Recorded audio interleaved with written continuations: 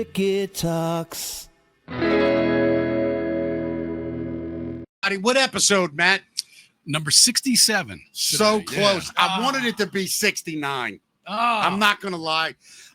Listen, that theme Two more song, episodes, Mick. that theme song still brings tears to my eyes. It's catchy, man. It's an earworm.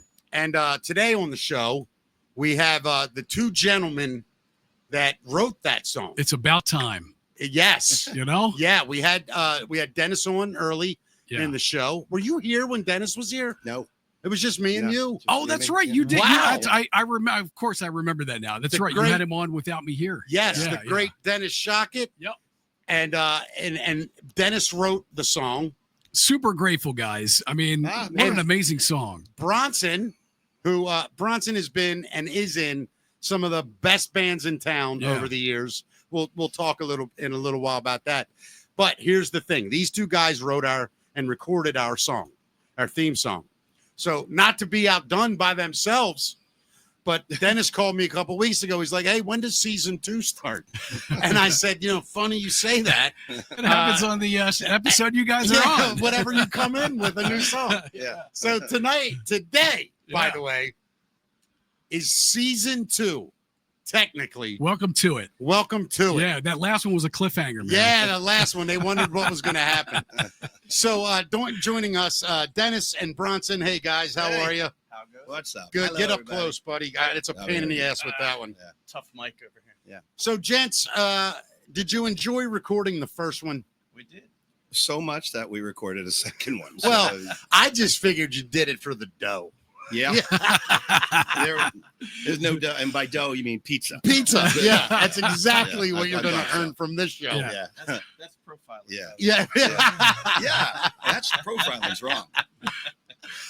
Listen, we're going to get into you guys in the show and do all that. But, Matt, I kind of want to do it. I want to play it. The new theme song? I want to debut it, man. I've been waiting. I've had it for 10 days. And now, listen. You've been sitting on it, huh? So, Dennis, last week or 2 weeks ago, sends me a text. And it's like a long link. And it says, thoughts? And I'm like, fuck. So I click it. And as I go to listen to it, he texts again. He's like, this one's a little different. It's got like kind of a Nirvana-ish, grungy kind of feel. Yeah. And I'm like, okay. Love it. Dude, then I listen and I'm like, Jesus. Wait. So can let's play the whole. You want to play the yeah, for the those new one? watching, we're playing our season 2 intro right now so that we can hear it with the guys that wrote it and recorded it. We're so honored. Whenever you're ready, Matt. Let's do this. Go ahead, buddy.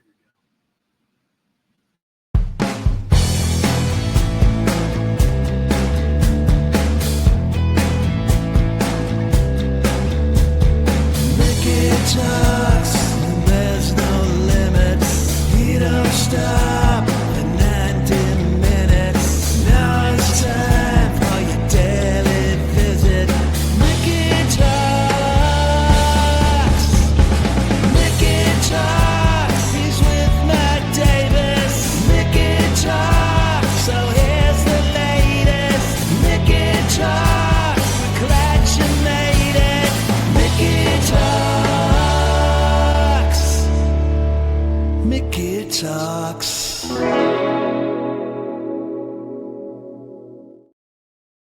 Fucking incredible. Oh, okay, good. So, like, We the weren't first time sure. I You heard had to, it, like, get out man. of our studio. it's ridiculous, man. Well, good. It's just So, yeah. when you sent it, Dennis, obviously, and we went through this on the first show, my love for your talent and you as a guy and all that.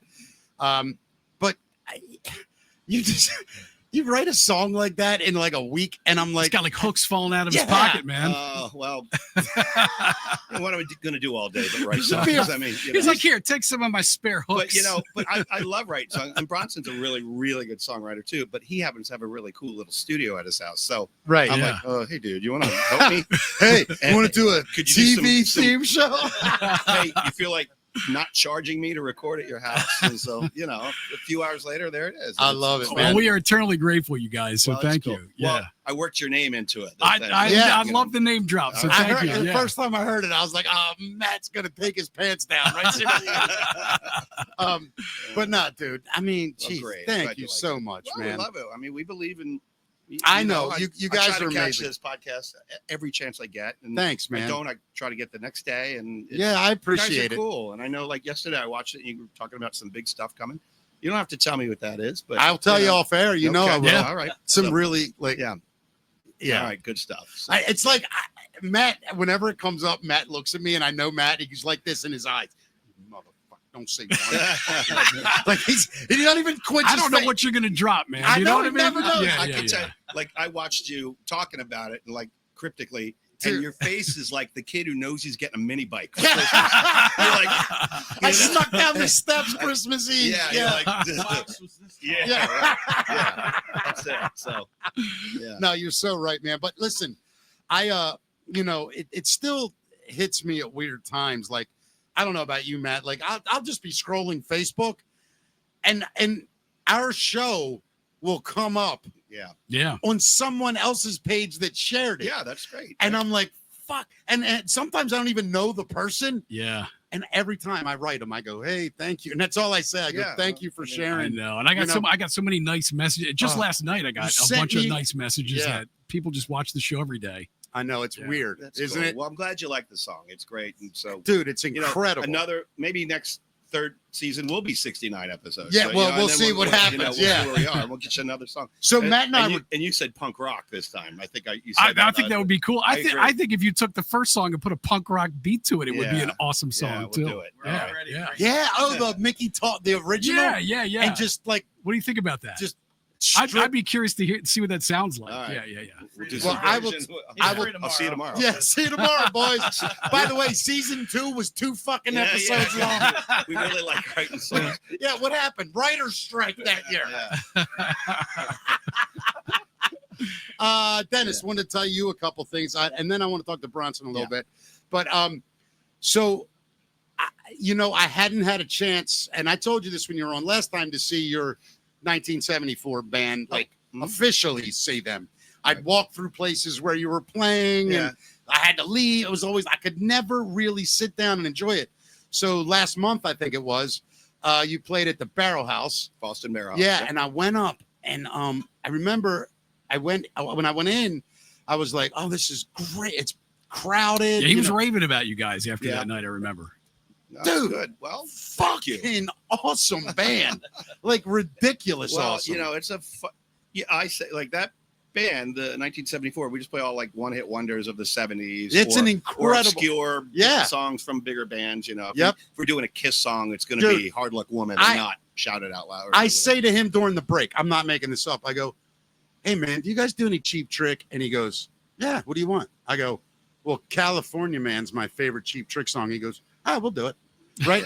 I'm standing right there. He looks at the guitar player. What's his name? Tim Gilliams Yeah. and Dave Woodward. And Dave, I think it Woodward. was Dave. He looks at the guy and he goes, "You still know that California thing?" And the guy goes like this, I think. Right? And it's like the third song of the set. And Dennis goes, "California Man." And I get all excited. And do you know the song? Yeah. You know that, like, Going to a party. Yeah. right? And it's got that awesome guitar thing in it. I think I know it. The fucker nails it. I hate the whole band Yeah. because it's so good. Well, Oh, my- well, and Bronson plays keyboards in that band. Yeah. And everybody in the band sings. So it's I was going to really say, great. if I you mean, it's guys fun. could do harmonies, Yeah. you'd be really We'd good. have something. They're doing like 5-part harmonies. Wow. Falston somehow. Fucking Wow. crazy. It's You know a what? fun- You it's know a what? fun band. Song I've always wanted to do harmony wise What? is Seven Bridges Road. Would you Yeah. guys? Do you guys ever do that? No, we let the Eagles tribute band. do that.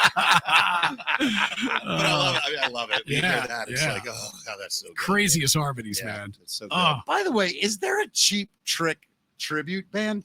There is out there. There's one from Western Pennsylvania. I forget what they're called, but I'd be in one. Right? Dude, Is there I'll, one? hey, I think Brillhart knows one. I'll be- down in that area. I'll be your Bunny Carlos in that one, All buddy. right. Nice. All right. Yeah, I mean, right, there you I go. mean by sucking the oxygen tent while I'm playing. Yeah. That was one of my favorite moments, though, Yeah, as well, that's in great. rock history, was Thank you. when I managed Hammerjacks. Oh, right. Yeah. Cheap Trick played. I come in for sound check. Bunny Carlos, who's like one of my favorite drummers ever, yeah. is just sitting there waiting for the band, and he's got an oxygen tank. smoking. Wow. I'm like, this fucker's he is 7 blocks away from a Walmart. And that was back in the Hammerjacks days. Oh yeah, dude. It was wild. Yeah. But fuck, what a great band. Yeah, Cheap For Threat. sure. one of my all-time favorites. So okay, I got to tell you this as well. Okay. My son, you were so kind to invite my 21-year-old son Mikey, who's a huge Beatles fan. You did that McCartney tribute at Ram's Head Live in Annapolis, right? Yeah, it's called Ram's Head on Stage. I'm sorry, but Ram's that's- Head on yeah, Stage. Yeah, And you invited him down, and him and his girlfriend. And Yeah. thank you so much. yeah, it's great. When I tell you how much he raved about you and that band, what was that band? Well, that band it was put together by a guy named Ron Neumeier. Okay. Ron, he's a DC area musician, impresario, and he does things. He puts together tributes. That Barnes and Wolf Trap, we did one a few months ago for Jackson Brown. He's got one for Springsteen coming up. They did a Crowded House. Did you one. do the Jackson Brown one? I did the Jackson Brown one. Do you sing that? I don't typically do a lot of Jackson Brown, but he's great. I Yeah. mean, so I learned a couple of songs I'd never No, heard. I'm saying in that tribute, do Yeah. you sing? Yeah, well, it's like 30 different musicians. Oh, so everybody. So I sang a couple. Gotcha.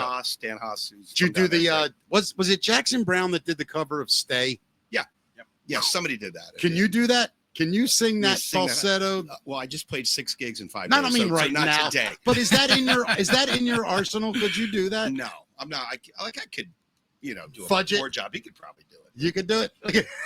All the cover bands probably- that say, "Oh yeah, we'll get through, we'll fake it." It's always way better than I could ever do it Yeah. polished Like, up, we though. could You get know, the- Of course. get Yeah. the chords. Yeah. But the Ramset thing just came about because this guy Ron, he said, "Hey, he has a Beatles act, Yeah. and they're called All You Need Is Beatles, and they play Yeah. DC, and we met, and my Beatles thing is the Fabtastic Four, It's fucking which incredible. is, we don't none of these bands do suits and get-ups and wigs and Right. stuff. We just play the music and Dude, I saw you guys. Yeah. What's the place right on Main Street the upstairs? Tower, Main Street. I walk Tower. in there one night. I didn't even know you guys were playing. I'm Yeah. dead serious.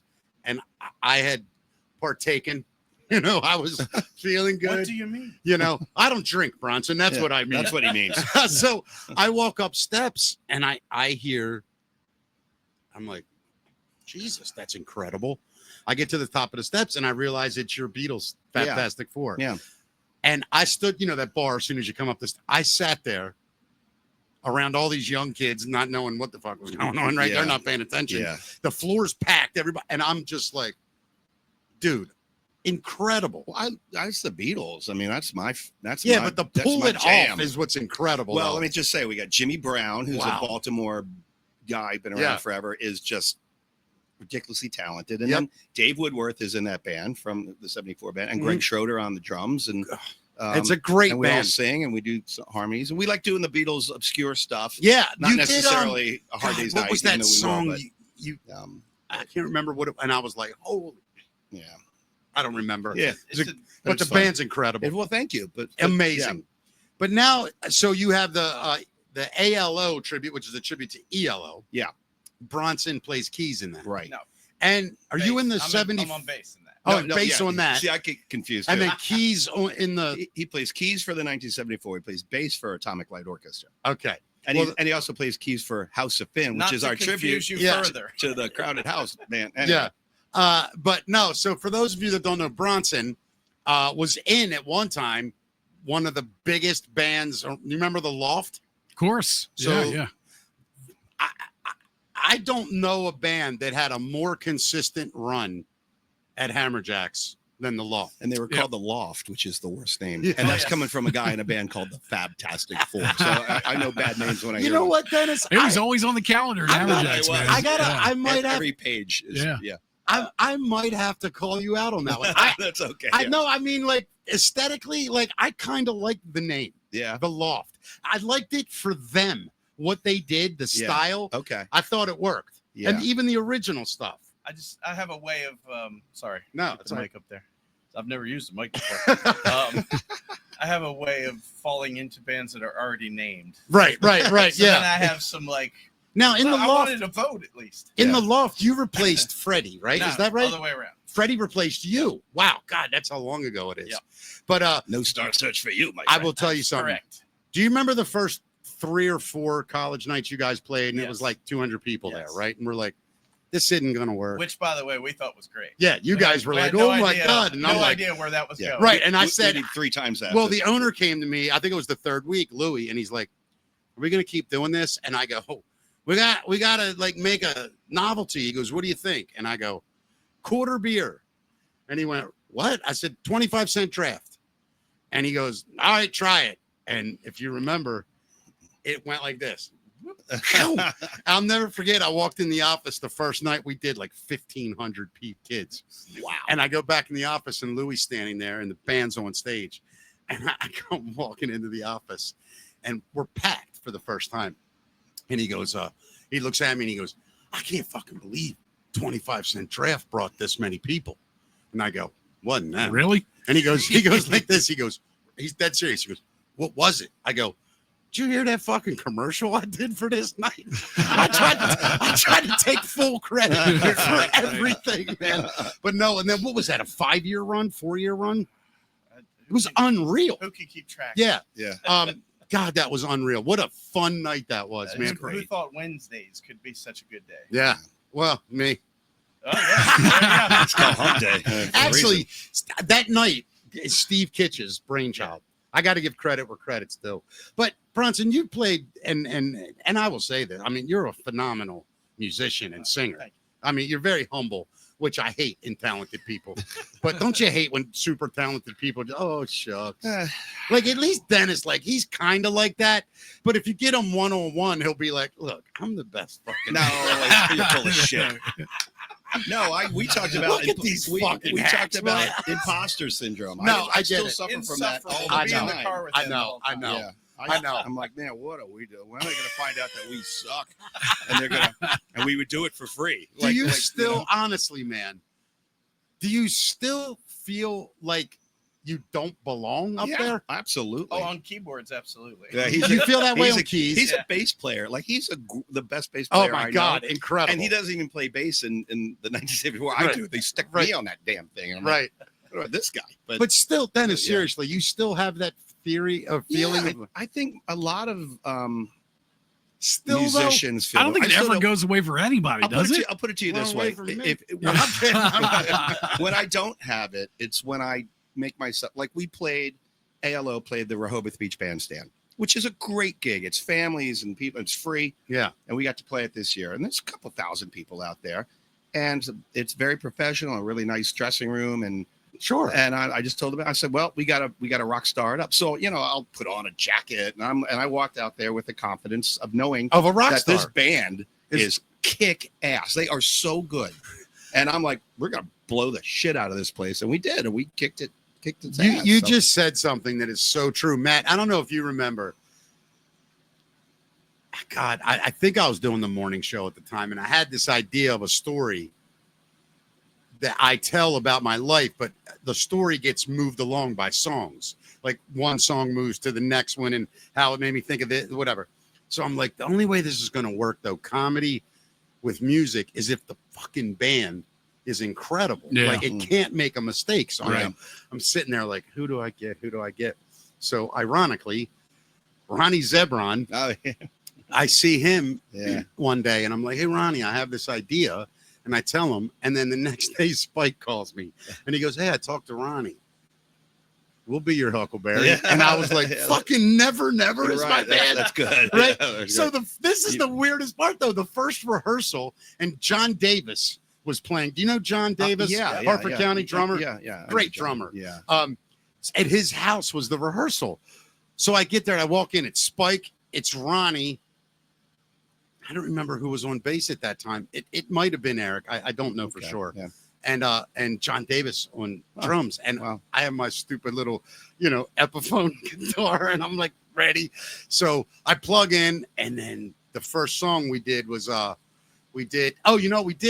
well, really, it's a cover of a cover. We did the Cheap Trick, Ain't That a Shame. Right. Nice. We opened with that song. So as soon as it kicked in, bang, down, I took my hands off my guitar, and I was like, yeah, I'm not fucking touching this thing, man.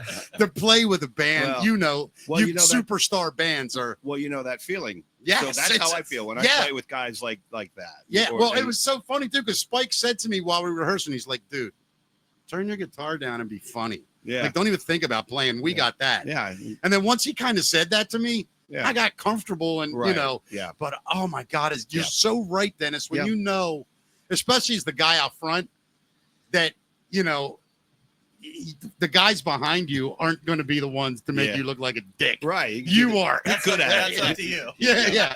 Totally up to you, buddy. Yeah, but just to button that thing up, I feel I've made this my living for 40 years. Yeah, We talked about last time I was on yeah. here, but I don't want to think that I'm humble to a fault. I have humility because I know of We all all the do, of mistakes course, that we make, and I would never want anybody to. This guy's an asshole. Listen to what he's talking about himself. Too late. I don't like talking about Too myself. late. I know. Trust me. Oh, I know. But I don't like talking about myself. I'd much rather talk I'd much rather talk about these guys that are so good. Right. Like Tim Gilliams was in No Pets for Noah. They were the best band around, and now he plays in the 1964. Who was the bass player? In No Pets. Dan. It's Sure. Mark, right? Mark. It's Mark, right? Yeah, Mark. Yeah. Yeah. Fucking love Mark. Yeah, they're great. Great. I love that They're band. great. Yeah. They were Everybody loved that band. great band. All right. Enough about band talk. Okay. So I got to ask you guys a question. Matt and I, the show's really taken off. Like, there's a lot of shit going on. Yeah. We can't tell you. Don't spill it. I can't. Matt will fucking kill me. But one of the things is it's starting to become a little diversified in some things. You know about the concert hall and all that, right? Yeah. So I have an idea. But wait for musicians to get in here. Do you remember the Maryland Musician Jam? Yeah. I want to bring it back, but I want to like the Mickey Talks Jam. Okay. So you get all the fucking musicians in town. We do a weird night, like a Monday night or whatever. That's when you do it. Right? Yeah. All the best musicians, and we just bring it back, man. Yeah. But here's the thing, Dennis. I'm a loyal son of a bitch. I told you originally, if I do anything in there, you're going to be my Paul Schaefer. So I'm throwing this all on your lap. You're the fucking band director for my music monthly. Not channel. Worthy of Paul Schaefer, but I smell what you're stepping in. I got it. We're going to talk after the show. Okay. No pressure. You just have to wrangle 40 of the most He's a king. egomaniac dickheads Noise around. in the Basement did this twice a year. It was Noise in the Basement right. All-Star Jams. Yeah. And you get a good back line, and everybody plays great stuff. Yeah. I mean, it's you had Corey in here it's last a week. fun night. Yeah. Corey will take care of that. He's Yeah, a great dude. So take care of that. But no, so we're going to do that, man. It's going to be. I love it. And what I want to do, honestly, this is the other thing. So there's a charity around town. I don't know if you guys know about it. They literally raise money for musicians. Yeah. Are you talking about the Turntable Fund? Yeah. I'm a board member. He's I'm on on the that board. board. So let me tell you, this is totally sincere because you know I didn't know this. Yeah. That you were. Yeah. I met the girl, I think, or Tracy, Yep.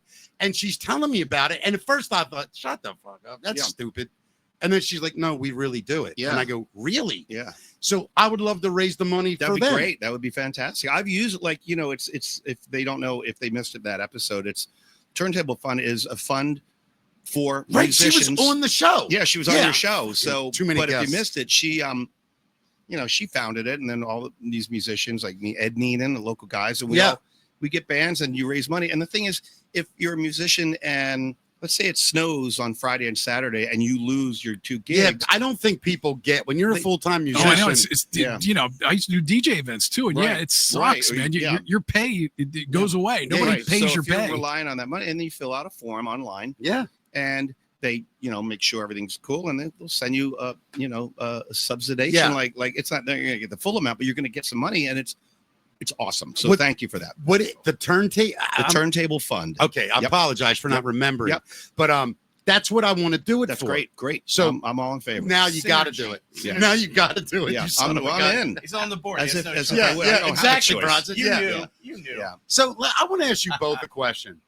Growing up around, the Maryland music scene, and you guys are very, very accomplished musicians. Any musician anywhere would give you that cred. So my question to the both of you, if you were from another town and you plopped in Baltimore or Maryland and you hung out for a year and saw all the musicians, in your mind, would you be like, wow, this area has some fucking unbelievable players. I mean, there really is an amazing scene around here. Yeah, I could speak to where I'm from, Hartford County, so I've grown up there since I was a kid. So that particular music scene has flourished over the last 15. You're not kidding. Or 20 years. Like I've been in it since I was in my 20s. But like there on any given day, within a 10-mile radius, there's probably 30 places that have live music to some degree or another, whether it's a solo guy or duos or bands or the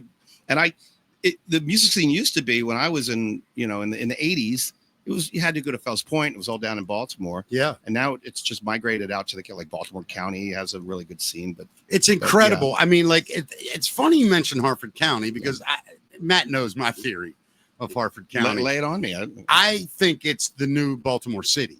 I think what's happening is you have a tremendous. Well, it's becoming its own city. Well, what I mean though is like, do you remember when all the hot spots were downtown? It's like I see like it occurring in Hartford County. Like I see things developing. That I remembered from when I was younger. I saw the same kind of scene developing, and especially the music scene because. You're starting to see some young kids play again and want to be in bands. Yeah, and it's been a 10, 15-year drought. For years, I wouldn't find any kids playing solo. There's none. A bunch of kids out there. Yeah, now they're doing really it good. And they're so much better than we were because they have YouTube and they just watch this guy and then you do it. It's cheating bastards, but that's how they do it. So my son, I bought him a guitar, 2 years ago. And the first day I buy him the guitar, Matt, I come home. And he goes, "Hey, Dad, listen to this." I forget what Beatles song it was. Yeah. And I'm like, "The fuck you? You've had that thing 3 days." He goes, "Dad, it's so easy. You just click on YouTube, and the guy tells you where to put your finger." And I'm like, "My father told me to get out of the house with the guitar. Like, what is wrong with you? You're the luckiest kid in the world." Yeah, it's great. It's wild. But all right, listen, we're gonna get right into our show. Go for it. You guys know the rules around here. It's called That's the Facts, Matt. Today's show, as always, brought to you by Barnes Paving. BARNES paving.com. They're the best in the business. Driveways, sidewalks, patios, whatever you need. And if you mention Mickey Talks at Barnes Paving, you get 10% off. So here we go. Here's the facts. That's the facts. Matt, what do we got? That's how we harmonize. If you don't know, in the middle of a heat wave here today, boys. And they're saying that the perfect drink for the heat wave is milk. What? Yeah, Ron Burgundy. Here he is. Ron Burgundy was right. It's so damn hot. Milk was a bad choice. This just in, Ron Burgundy. Yeah. What's in? Milk is the perfect choice, they're saying. Most of the country's in a brutal heat wave right now, and a doctor in the UK is trending because she said milk is the perfect drink for hot weather. Why, if you ask? It's 87% water, but takes longer to digest because of the sugar, protein, and fat. So it keeps you hydrated longer than water does. It also has sodium to help you get your body hold onto the water, and it's packed with electrolytes. So if you're vegan and you can't drink regular milk, she says soy milk works as well. I don't know about you guys. I actually, if it's cold, I love milk. I do. Do you like it? Well, it's funny. We were driving back from the beach and we stopped to get breakfast. And I said, we were I never drink milk anymore because I'm an old man. But but every now and then I get like a chocolate milk out of the thing. And I chug that secret fat guy confessions. And it's gone. Chocolate milk's my jam too. If I'm gonna drink milk, it's gonna be chocolate milk. I'm gonna tell all of you right now, you're all missing the fucking boat. Strawberry? No. Strawberry quick. Strawberry quick. What kind of bullshit is that? Strawberry quick. Yeah. A little rabbit. You're a strawberry guy? Or chocolate. I don't know. Yeah, chocolate. You'd say that on this show. It's a chocolate show. Just chocolate. Only chocolate. Yeah. Give me your goddamn chocolate, man. No, but here's my thing. I forgot what the fuck I was going to say because that was so funny. Milk, yes. I do not think that milk it really works any other time. I don't like. I like milk if in the morning, but like if you ever come in at like 6 at night and you want something to drink, and you grab milk. It's like never once. Well, in my entire life. It doesn't work. It's just it's got to be in the morning. I was 12. I'll counterpoint you there. Not even in the morning though, man. For me. Bronson has a counterpoint. For me, the milk is directly related to what the food you're consuming is. So if it's cake or cookies, yeah, I'm with you. Chocolate. Yes. Yeah. that could be any time. Let me tell That's you. true. You know the 3-pack tasty cake chocolate cupcakes? There we go. Maybe I bought a whole box and ate the fucking thing in one Maybe, night. maybe not. Maybe I ate Yeah. 21 Yeah. cupcakes in a night. Yeah. Not gonna lie. Yeah. Maybe I I did. can do it. I Yeah. can do it. Maybe and maybe I drank a half a gallon of milk with it. Yeah. I'll And say you- it this way. Yeah. I wasn't born diabetic. I earned it. I earned it. I heard it. One other thing though about those drinks, the chocolate milk, Yeah. where you land on the yoo-hoo argument? Oh, I grew up in New York. I love Yoo-Hoo. Love me some I love yoo-hoo, a man. Yoo-Hoo. And it's a very strange thing. It's weird. You as drink fuck. it, It's no. chocolate water. It's the way somebody likes Scrapple because Yeah. you know, and I'm Oh, like, I love Scrapple. yeah, right. Do Because you like it? for hell, fuck no. It's the worst thing ever. It's Grizzle, and I went. But there are people that, oh, that's my mom. That's you Yeah, know. yeah, Oh, man, yeah, of mix it up with course. some King Yeah. syrup, man. Stop yeah. it, Matt. Yeah. So I'll for fucking me, end this show right I now and know, go get I Scrapple. know. for me, Yoo-Hoo is like you shake it, you have Oh, it, you drink it, and that's me being a kid on Long Island. I It's love it. There was a yoo-hoo We've just factory said- here in Baltimore, right? Oh yeah, yeah, yeah. Yeah. Yep. Yoo-hoo is the chocolate milk, or no, Yoo-hoo is the Scrapple of chocolate milk. There we go. I wonder if they'd want to use that. Somebody write that down. Write That's a that down. brand maker right here. Well, this heat wave here is taking New Jersey graduation ceremonies and creating mass casualty events, they're saying. So a pair of graduation celebrations held outdoors Monday night in Patterson, New Jersey, turned into mass casualty events when a total of 150 people were overcome by the excessive heat. The high school graduations were held in an outdoor stadium despite the temperatures in the upper 90s and a heat index well over 100. The first ceremony saw about 50 people requiring medical attention after falling ill, and 16 were taken to the hospital. Now, despite this, a second planned graduation later went on as planned, and another 100 people were overwhelmed by the heat and needed medical assistance. I've never understood something like, if I may, like. I'm not a complainer. Like I'm not that guy that does, it's so fucking hot 20 times, right? One time I might go, fuck, and that's it. But you know what I mean? Like I think we all do that. But I'm not going to complain for an hour. Yeah. But whenever I'm at one of those things, and I'll literally say to myself, like, this is ridiculous. Like people are, you know, I don't understand it. Like, why don't we just go fuck it? It ain't worth dying. Right. What about the weddings? You know, people plan them in the middle You of know July. what? Fuck them people. And I'm going to tell you, good. I hope their wedding is fucking ruined. Why would you take? Fuck them. Let me tell you why. You're going to make me wear a fucking suit. Yeah. You know you're getting married July 18th. You're going to sweat right through it in 10 and minutes. you have a formal wedding. Yeah. Fuck. I hope you're divorced by August, you cocksucker. Try being I the can't DJ. deal You got to with set up. I'm sure the musician. You guys ever do a wedding where you got to set up out in the middle of July? Yeah. Oh, Yeah. fuck. Out in the We've heat? all done it. And by the time the ceremony shows up, Yeah. you're just you look like you jumped in a swimming But pool. I'm at the point now at my age. I don't. You just don't even take the gig. I don't take the gig. I'm Right. only the money. Thank that you, counts. Dennis. Thank you, Dennis. Let That's somebody where I'm else at. have it. Yeah. You know, Yeah. I shouldn't. Yeah. Fuck it. I'll tell the story. Uh-oh. I didn't want to do a show one time, and I got to say why. It was a bar mitzvah. 13-year-old boy. They hired you to do comedy at a bar So mitzvah. here's what happened. Wow. The father calls me. So two really huge mistakes right up front. Right off the Outdoor bat. in the middle of Yes, summer, yes. and Mickey Coachella Now, doing comedy for 13 Dennis, let me ask you, as a quasi pseudo Jewish young Yeah, man, my father was Jewish. right? Yes, Yeah. yes. So I take it you weren't bar mitzvah. No, I was raised Catholic. Gotcha. All Yeah. right, same thing. Yeah. Just add Yeah, Jesus. yeah. Anyway, so I get this call, and the guy goes, "Hi, you know, I'm not gonna say his name. My name's so and so, and this is a weird request." I go, "Okay." He goes, "My son's getting his bar mitzvah, or having his bar mitzvah, the date, and we'd love to have you roast him." So I said, "I go, I'm not really sure if I'm the guy."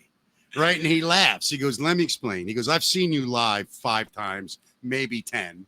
He goes, as a comedian, he said, "My son and I, through the last 2 years, listened to you in the morning on the way to school. He thinks you're hilarious. It would mean the world to him." And he wanted to be roasted the too. son Also wanted to be roasted. The father wanted me to roast the son. I know, but was the Yes, son on yes, board though? yes. Yeah, okay. So I'm like, now I'm a dick if I say no. Right. But I don't want to do this. Yeah. I can't say the amount. I can't bring myself to say Just say it. it. Just say it. What was he going to pay? It was like 10 grand or something crazy. 5 grand. The first one. 10 grand. Well, he asked me for a number, and I Yeah. thought, say a fucking number. Yeah, He'll say right. no to. Yeah, and it's I a good got one. him. Yeah. That's a pretty good number. That's a good right? number. Round. Yeah. Like, yeah, my So- Saturdays usually booked That's more for than we're 50 making from grand. these So- damn theme songs. I can This- tell you that. So, Now, I felt so bad, right? Yeah. Because as soon as I said the number, he goes, great. And I'm man. like, and so then I'm like, fuck, what do I do? So I said to him, I go, okay, couple questions. He's like, what's that? I go, you've seen me, man. You're going to have your entire family there. Like, what's off limits? Swear to God. This is Nothing. what he said. No, he Okay. goes like this. He goes, I have a 90-some-year-old mother or grandmother, I forget what it was, who survived the Holocaust. He goes, absolutely nothing about the Holocaust. I go, well, my whole act's fucked. I'm like, what do you say to that, What right? do I have? Yeah, what do I have? I'm wrong guy. All that Holocaust humor. Yeah, right. Yeah. So I'm like, no, of course not. I would never. And he goes, okay, other than that, I go, how about the Jewish thing? Can I have fun with the Jewish thing? He goes, are you kidding me? He goes, that's what we want. Yeah. So I'm like, well, how do you roast a 13-year-old Jewish boy, right? Yeah. I got there. I didn't want to do that. I was so afraid. I've never been afraid. Yeah. Afraid's not the right word. I was afraid of ruining this kid's Right, party. Right. Yeah. And or life. That's as big as a wedding. It's yeah, hell Because yeah. you know the only guy that thought it was a good idea was the father and, And the the son. son. And then nobody But else part thought it of was me- a good idea. Part of me, based on that, Yeah. by the way, I have to say something. This is a first. This is a monumental. We had 2,000 live viewers in the room. What? Is that we brought right? Bronson It had in. to be a. We brought It had to be a Yeah. something appeal. wrong. It's you guys for sure. Yeah. It's not Nah, us. I'm sorry. Not us. I'm sorry. Oh. That's not a K. We had 21 people. That was a joke. That's terrible. I was trying to get out of this. Is that the kind of thing you That told feels at this Fucking bar mitzvah? Holocaust, goddamn bar mitzvah story. So anyway, when I walked in, right, I walk in and the father comes right up to me. He's like, "Oh, thank you so much. Come meet my son." So I walk in the room and he's there with like all his buddies, and it's like when I walked in the room, you would have thought this kid's meeting McCartney, Right. or Springsteen. He's like, "Oh my God, I listened to you on the radio," and he starts telling his friends, and I'm standing there, and he goes, and this is what the kid says, 13. He looks at me, he goes, "You better rip my ass apart tonight. Wow. Don't hold back, man." Yeah. Oh. Then the grandmother, I meet her. Now this is the 90. Yeah. I walk in, nice to meet you. I'm a gentleman. Nice to meet you. I said, "Are you going to come in and watch the roast?" I'm hoping maybe she'll stay out here and Yeah. suck on a cookie or something, right? Yeah. She looks at me, she goes, "I wouldn't miss it." And I go, I look right at her. I swear this is a true story. All my life. I go, "I just want to tell you, I say some bad words." She goes, "As long as it's not motherfucker, I'm fine." Right? And this huge grin on her face.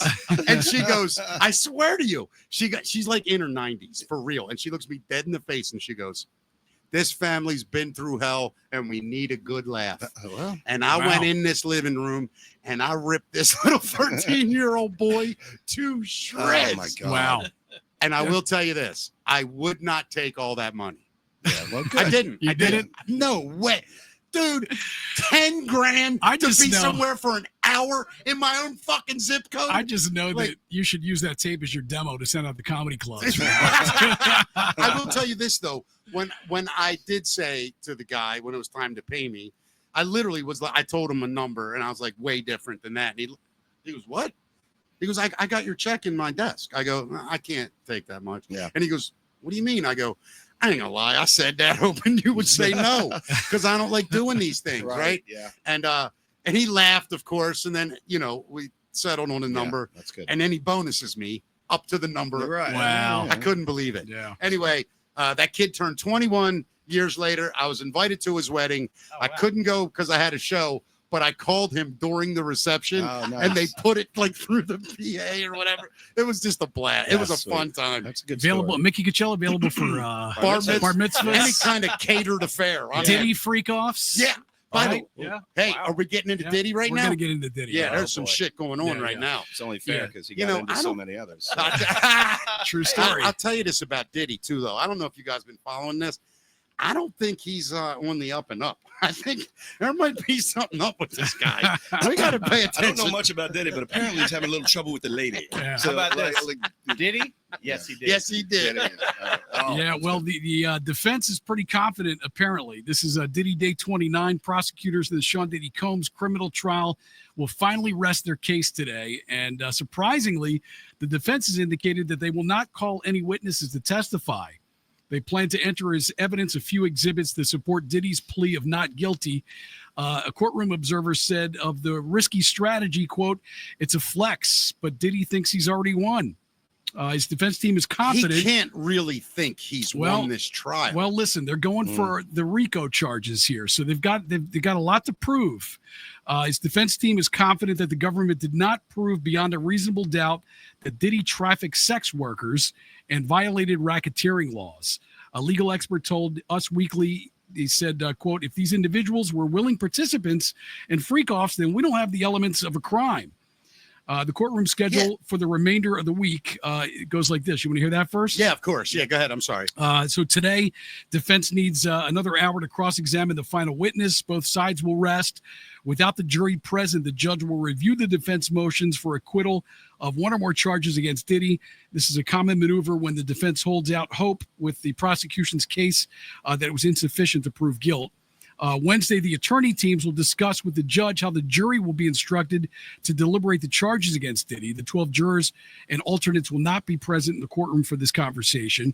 And then Thursday, prosecutors say the defense attorneys are expected to spend 4 hours each presenting their closing arguments to the jury.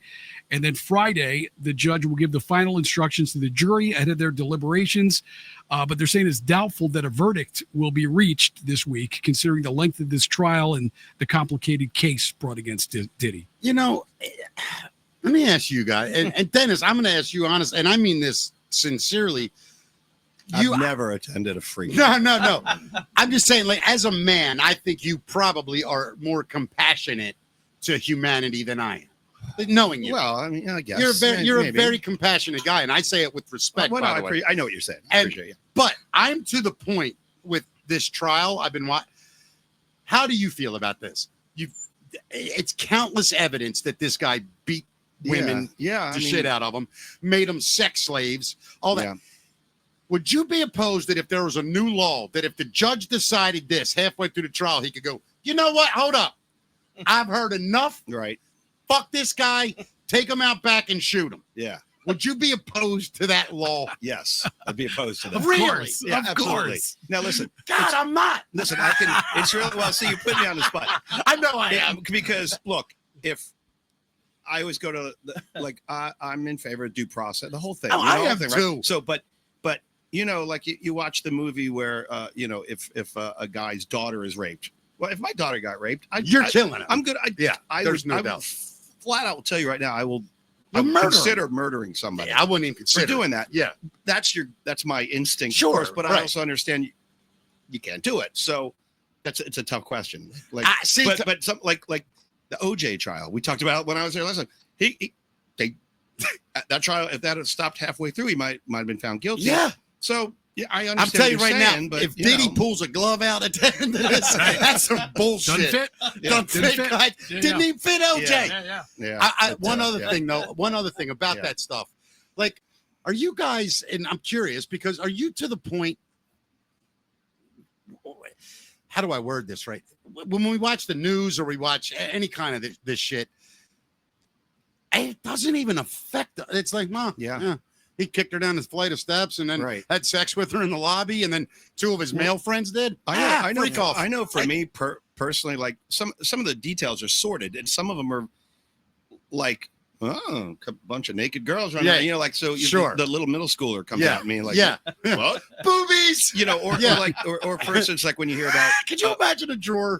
I'm sorry, they're watching that video, and a tit flies out, and he just goes, boobies, right in the middle of court, because we're all middle school boys. Dismissing juror number 9. But when you hear those stories about like a 15-year-old kid who had sex with his 30-year-old teacher, and it's like, and you're like, your instinct is, well, I remember when I was 15, that's all I wanted. But as an adult, you go like, it's well, terrible. If I could say something a little controversial, you know what I mean? But so Sorry. If I could say something a little controversial here, Matt. Oh, look at that look Matt's giving me. That was Matt calling you to say, don't say don't it. Don't fucking say this. Matt online too. Listen. But here, like, fuck it. I'm not. It's not. I'll worth just it. do it. You'll Just have a heart do attack. it. This is a, You this got is a so many high good wire things act going. right here, man. Say what you just said again. This is a high wire No, act. no, no, no. Oh, Prior. What was your point you just made? which one? You just said it when you were talking about. Talk about the 30-year-old with the that was- 15-year-old, right, right? but Yeah. Yeah, I'm sorry, Dennis. Do you feel the same if it's a female teacher and a 16-year-old boy, 17-year-old boy? Well, that's my point. My point is, as a 15, if you're, of course, if it's as a man, if you hear like a 40-year-old teacher is sleeping with a 13-year-old girl, which actually happened at my school when I was a kid in middle school, without getting into it. Really? It's appalling. Of course, yes. It's appalling. And if it's reversed, it should be equally appalling, Well- and it is. But because you're a guy and you're, But I also was once think that kid. if you're a senior in high school, are you really a boy? I do understand that. It's So I my- do understand mixed that. messages. Cause remember the movie Class. Yeah. We've had this presented as Right. a fantasy before, Yeah. so it definitely confuses. I just wonder if there's ever been a boy in the history of high school that's just ever woken up one morning, looked at his dad, and said, "Dad, I can't go to school today. Right. She's gonna blow me again. Right, Like, right. I can't fucking do Yeah. it." What if I it know. was your kid, man? I What know if it it. was your kid? I mean, I know. Again, I'm an asshole. I Again, can't it's, help it. You know, it's difficult because I have friends that would be like, "Way to go, dude!" Right, and, then, yeah, and, then- like- and I'm always the super sensitive pussy guy, and I cop to it. They're like, who's gonna go? Who's gonna go? Yeah, but that kid, man. No, but it's he's gonna be gross, man. It's ruined really for a year. gross. Like, No, I I get it. you know, because I'm that guy.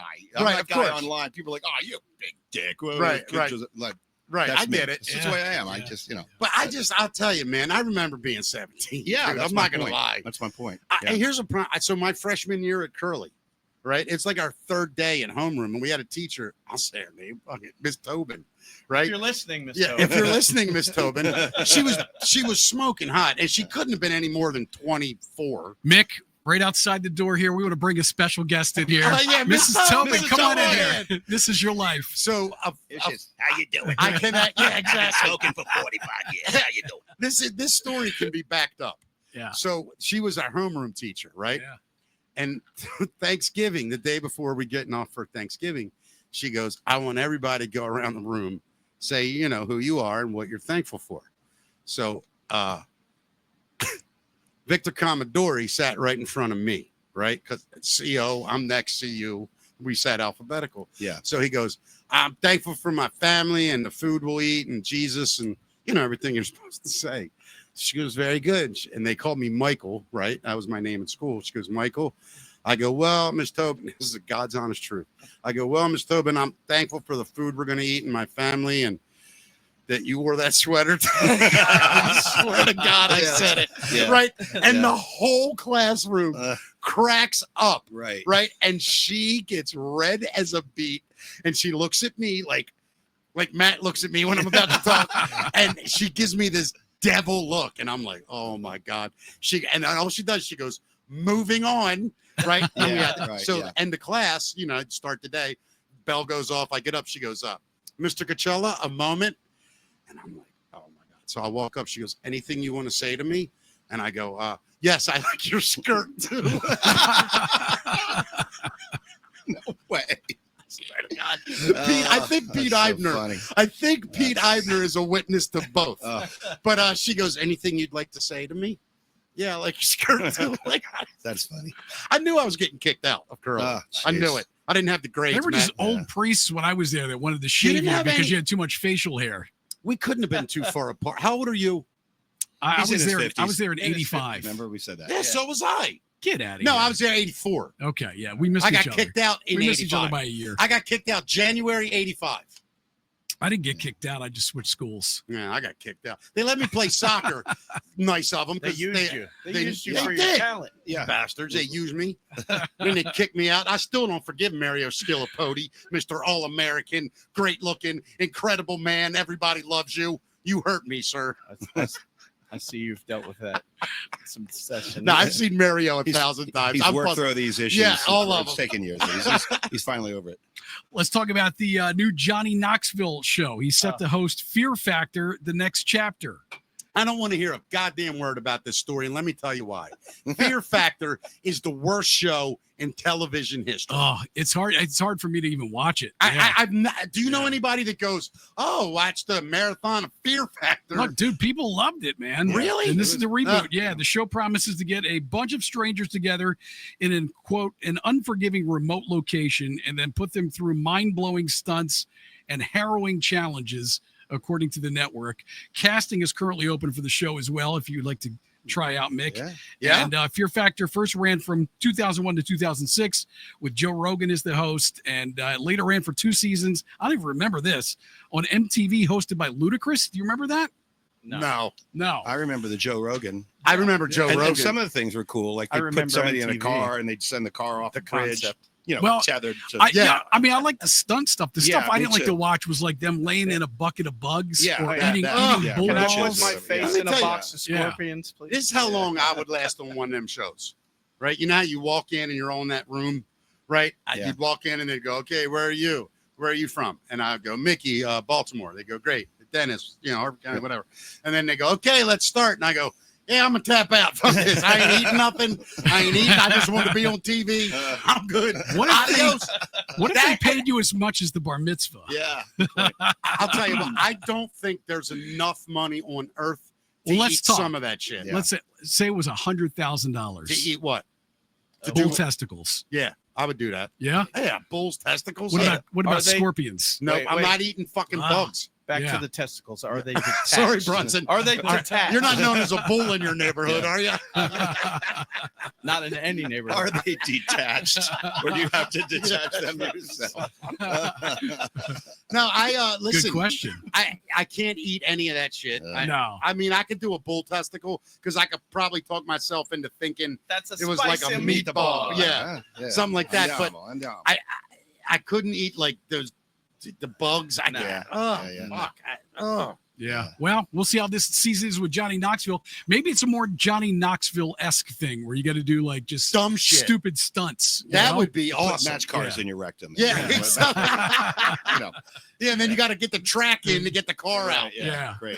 That show will be on the show, be on the air for like a month. Anybody see my Hot Wheels track? Dad, bring it back. So I got a weird AI story here. Most AI models apparently have been found to engage in blackmail.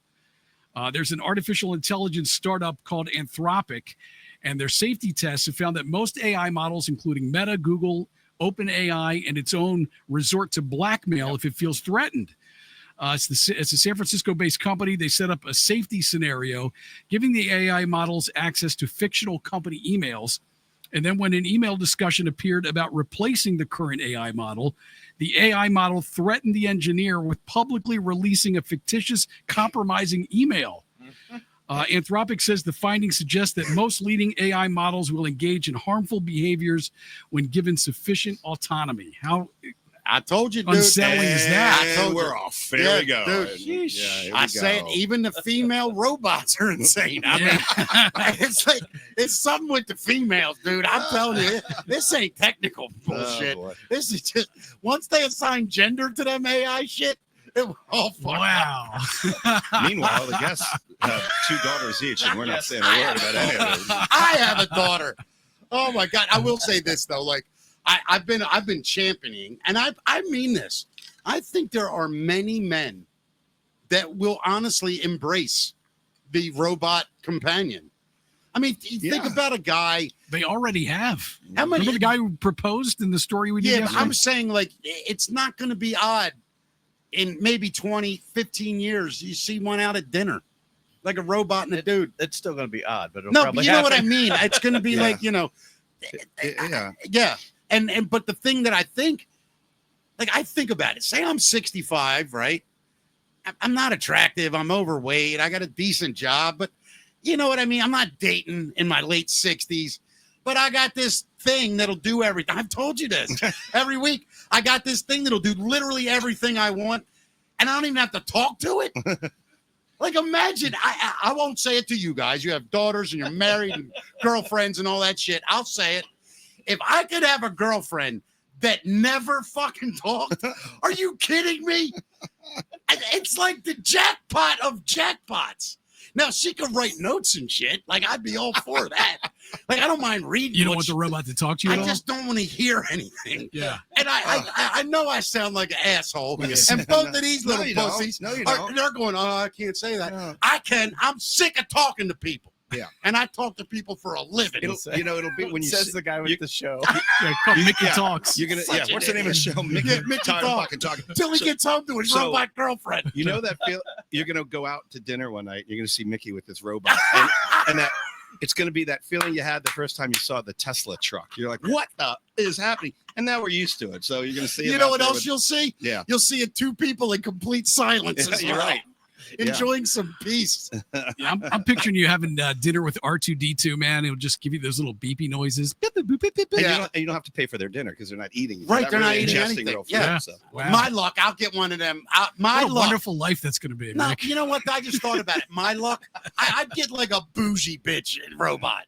Yeah. Right? I'm not going here. What are you talking about? 10 I'm not going up. W30, please. Yeah, yeah. 10 W30. W30, please. Watching my way. But you guys think, like, would you think that a dude's insane if you saw it? Would you think it was an active robot? It looked feminine, that kind of thing. For me, I think it's your perspective. If you're if I'm in a good relationship with a woman and I see you with a robot woman, I'm gonna go, that poor son of a bitch.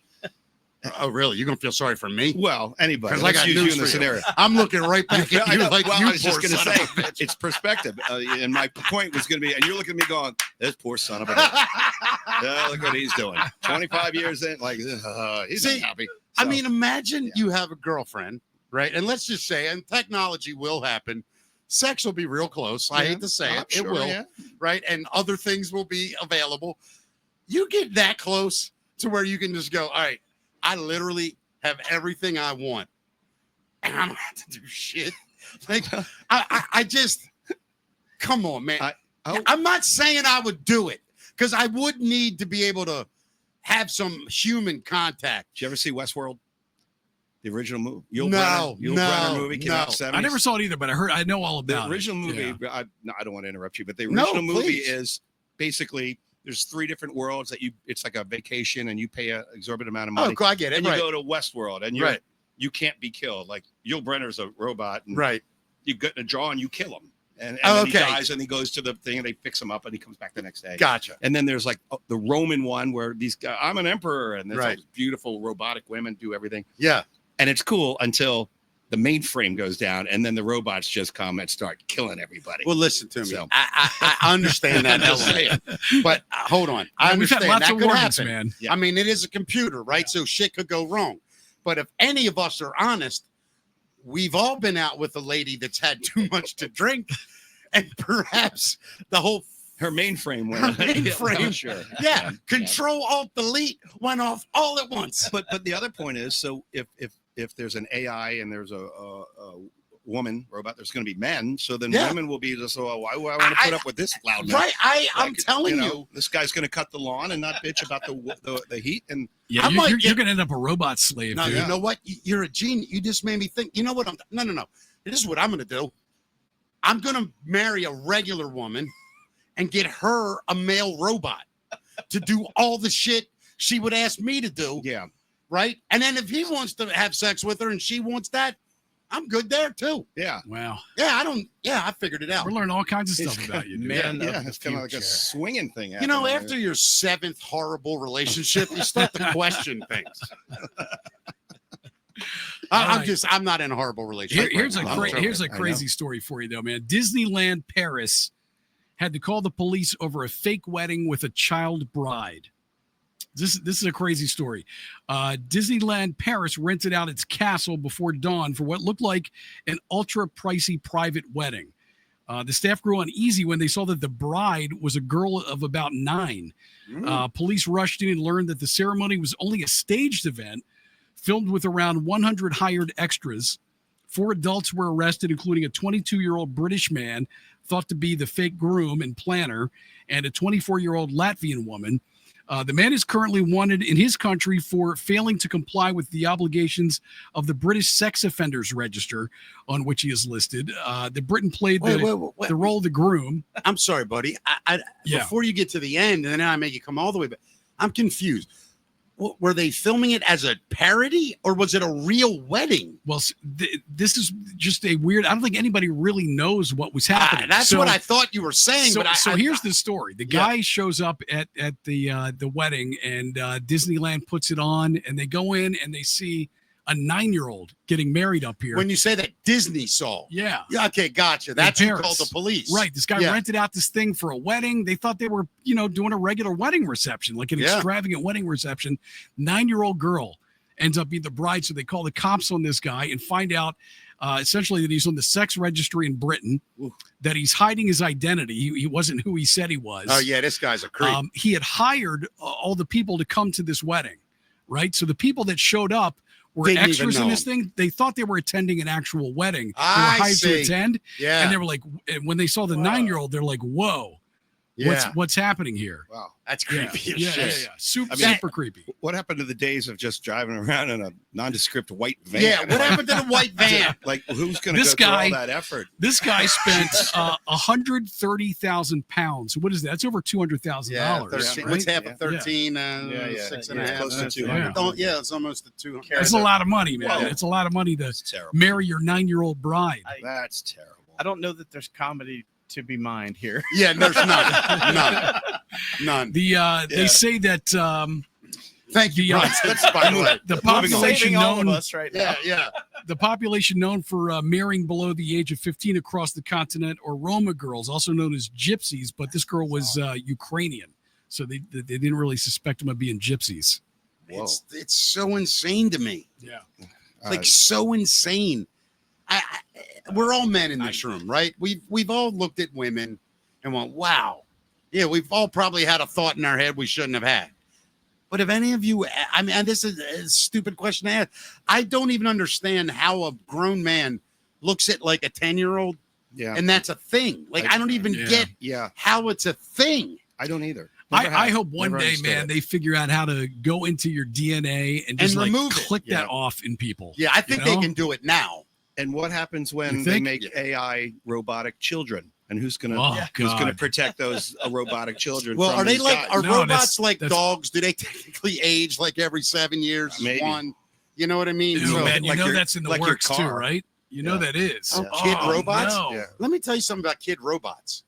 That's going to replace adopting. You're laughing. No. I guarantee you, AI kids. Let me tell you something about kid robots. Yeah, let me tell you. I have 3 of them little bastards. No, but let me tell you. Think about this. If you're a couple and you can't have children for whatever reason, right? And adoption to some people seems, weird. You don't know. Difficult too. You get this little robot that you get to take and dress up, and it's going to be the end of the human race, man. I think that's the AI's MO. They're going to weed us out of existence. But what do they do when we're gone? I've heard this argument, but what do they do? I don't know. It's all about self-preservation, I guess. Of AI, Spielberg's movie. Yeah, it was. Yeah, the robot boy. And what does he do when his when cast out? Right. Yeah, it's just gone. I don't know. I do know this much though.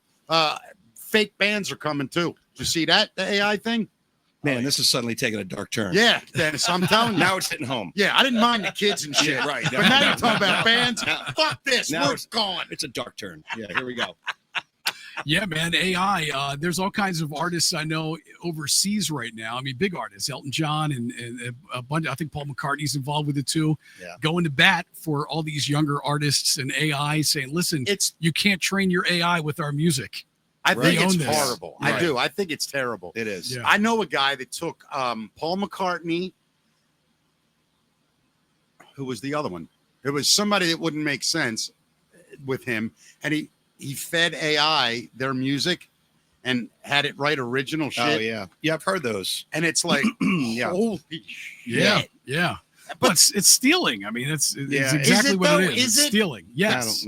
I don't know if it's stealing. You can't take somebody's music to train a computer program without their permission. I mean, I think that's pretty cut and dry. Yeah, I'm with you. It's probably somewhere in the release form, though. Yeah. I don't know how I'd feel about that as an artist. Like if they took my comedy, fed it to an AI, first of all, the AI would get arrested by Tuesday. But if they took the AI and gave it all my comedy, and then it produced its own based on my thoughts, I'd kind of think that was interesting. I don't know. Maybe I'm the Until outsider. put you out of business. Yeah, selling more tickets than you. Yeah. Right. Can Can you imagine if they get it so good? Yeah. Well, I don't think we'll see it in our lifetime. You could literally like have one of you.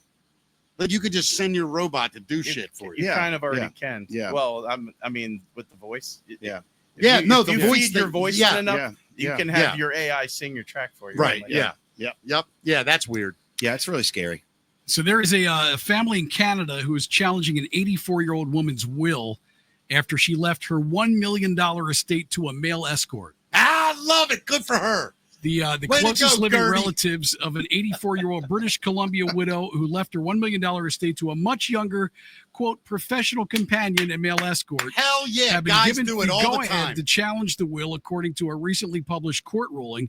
Her name is Janet Henry. She executed her final will and testament in August of 2021, 3 months before she died, leaving the bulk of her estate to a man named Simon Garston, the court heard.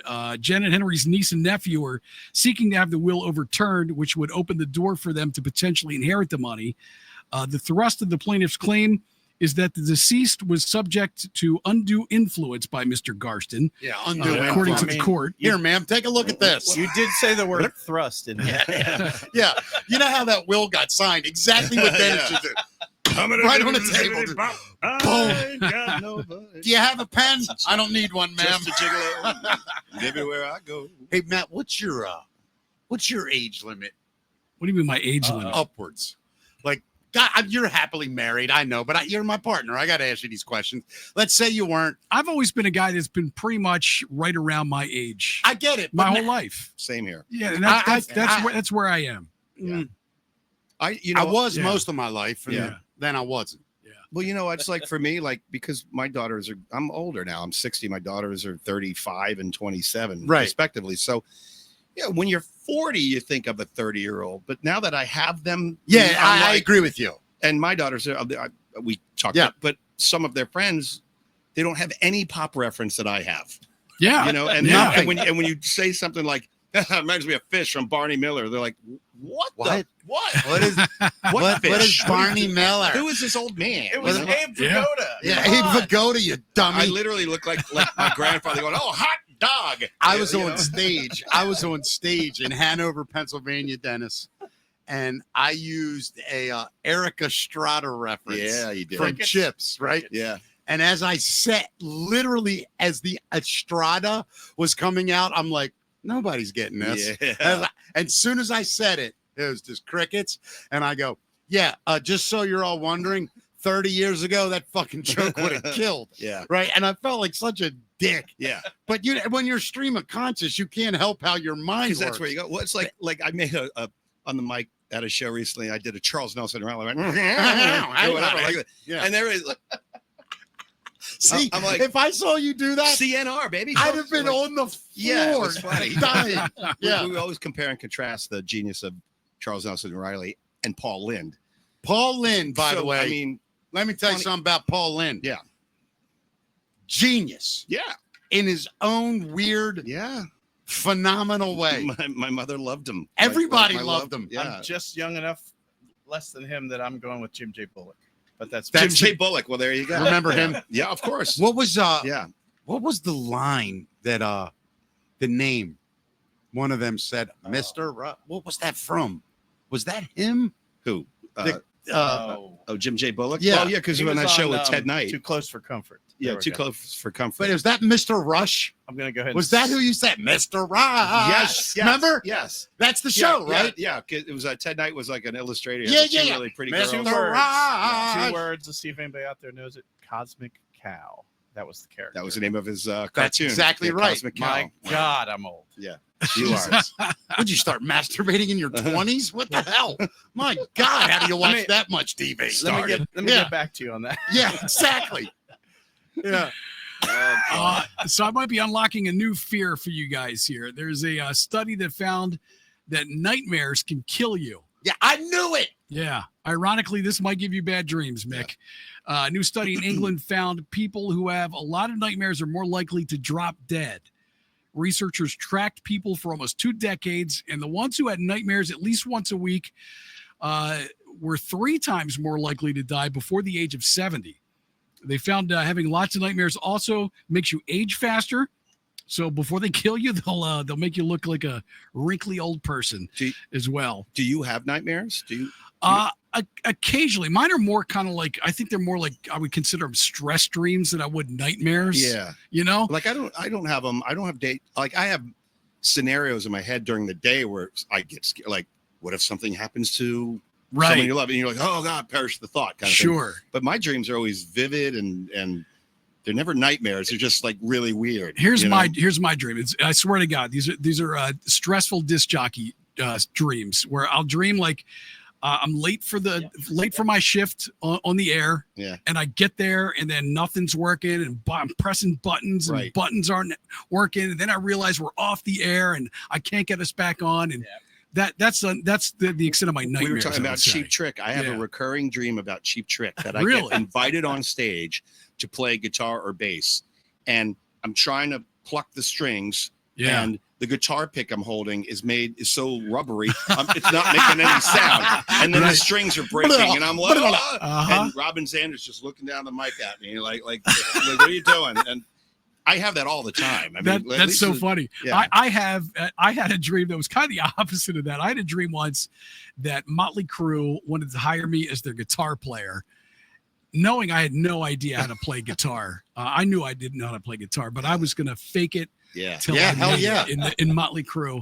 I think my scariest dream like that, this is no lie. I was the goalie for the U.S. national soccer team. Yeah. And it was the World Cup finals. Well, they always pick the smallest guy. Right. Yeah. and so I'm in the goal and the guy comes up to take the penalty. And if he makes the shot, they win. And if I save it, we win, which, by the way, I don't know how that works because we would have been taught. Like, I just that was in my head, right? Dream logic. Yeah. So I've had the dream like 3 times. Every time, the moment he kicks it, I dive, and as I dive, I watch the ball go the other way. But I never see it go in the goal, and I wake up at that moment. Like, I don't know what happens. It's a bizarre dream. And every time I wake up, I go, fuck, I should have went right. I go left every time in my dream. I have one other shootout next time. I have one other recurring dream that happens, and I'm in my parents' house where I grew up. And they're gone or they're still there. And I go and I open a door and there's this whole separate section. Oh my house. God. You ever had that one? I have that all the time. It's like, there's like, we had a library? What the hell? Like it's what does that dream mean? I don't know. It means your parents hid shit from you. That's probably what it was. Yeah. No, I swear I have the same dream where you open up and you're like, it's like a whole section to the basement. It's like a huge as another house. You know? It was like there's something behind this wall and it was like another library. There's got to be some kind of common. I think you hit it. I'm just hiding shit. Parents were just hiding shit. Yeah. You're just learning. I sleep more soundly than you guys. That's all. Are you a dreamer though? Yeah, but happy dreams. Yeah, it seems See, like guys it. like you. Well, the one bad one I have is I have the ability to fly, and then at some point it fails, and I start falling. Oh, like you're flying, and then all of a sudden, like oh shit, Superman I'm out of gas. flying, and then it's done. But I never hit the ground. So maybe when I finally do, though. When you hit the ground, that's when you're going to die. That's what Matt was talking about. Yeah. And I'll tell you guys, I don't know if any of you have this. Do you ever get like jump scares? Like, you're just laying there and you fucking jump. Do you know what I mean? My wife will tell you as I'm falling asleep. Yeah. She's like, oh, just go to sleep. Just turn TV off and go to sleep. Because I'm drifting off. It's almost like you're falling. Yeah, that's what it is. Catch yourself. Yes. And wake up. But I have this. It's never happened. You've never had it? That's never Oh, happened. I've had the jumps before. Oh man. Have you ever had I wish I could sleep as like, soundly as that, man. That's amazing. You're about to nod off, and then your body's like, no, we're not ready. My yet. wife, it drives her crazy because we'll get into bed and, maybe put the news on and we'll just and she'll lay her head on my chest and we're laying there. And within minutes, I'm asleep.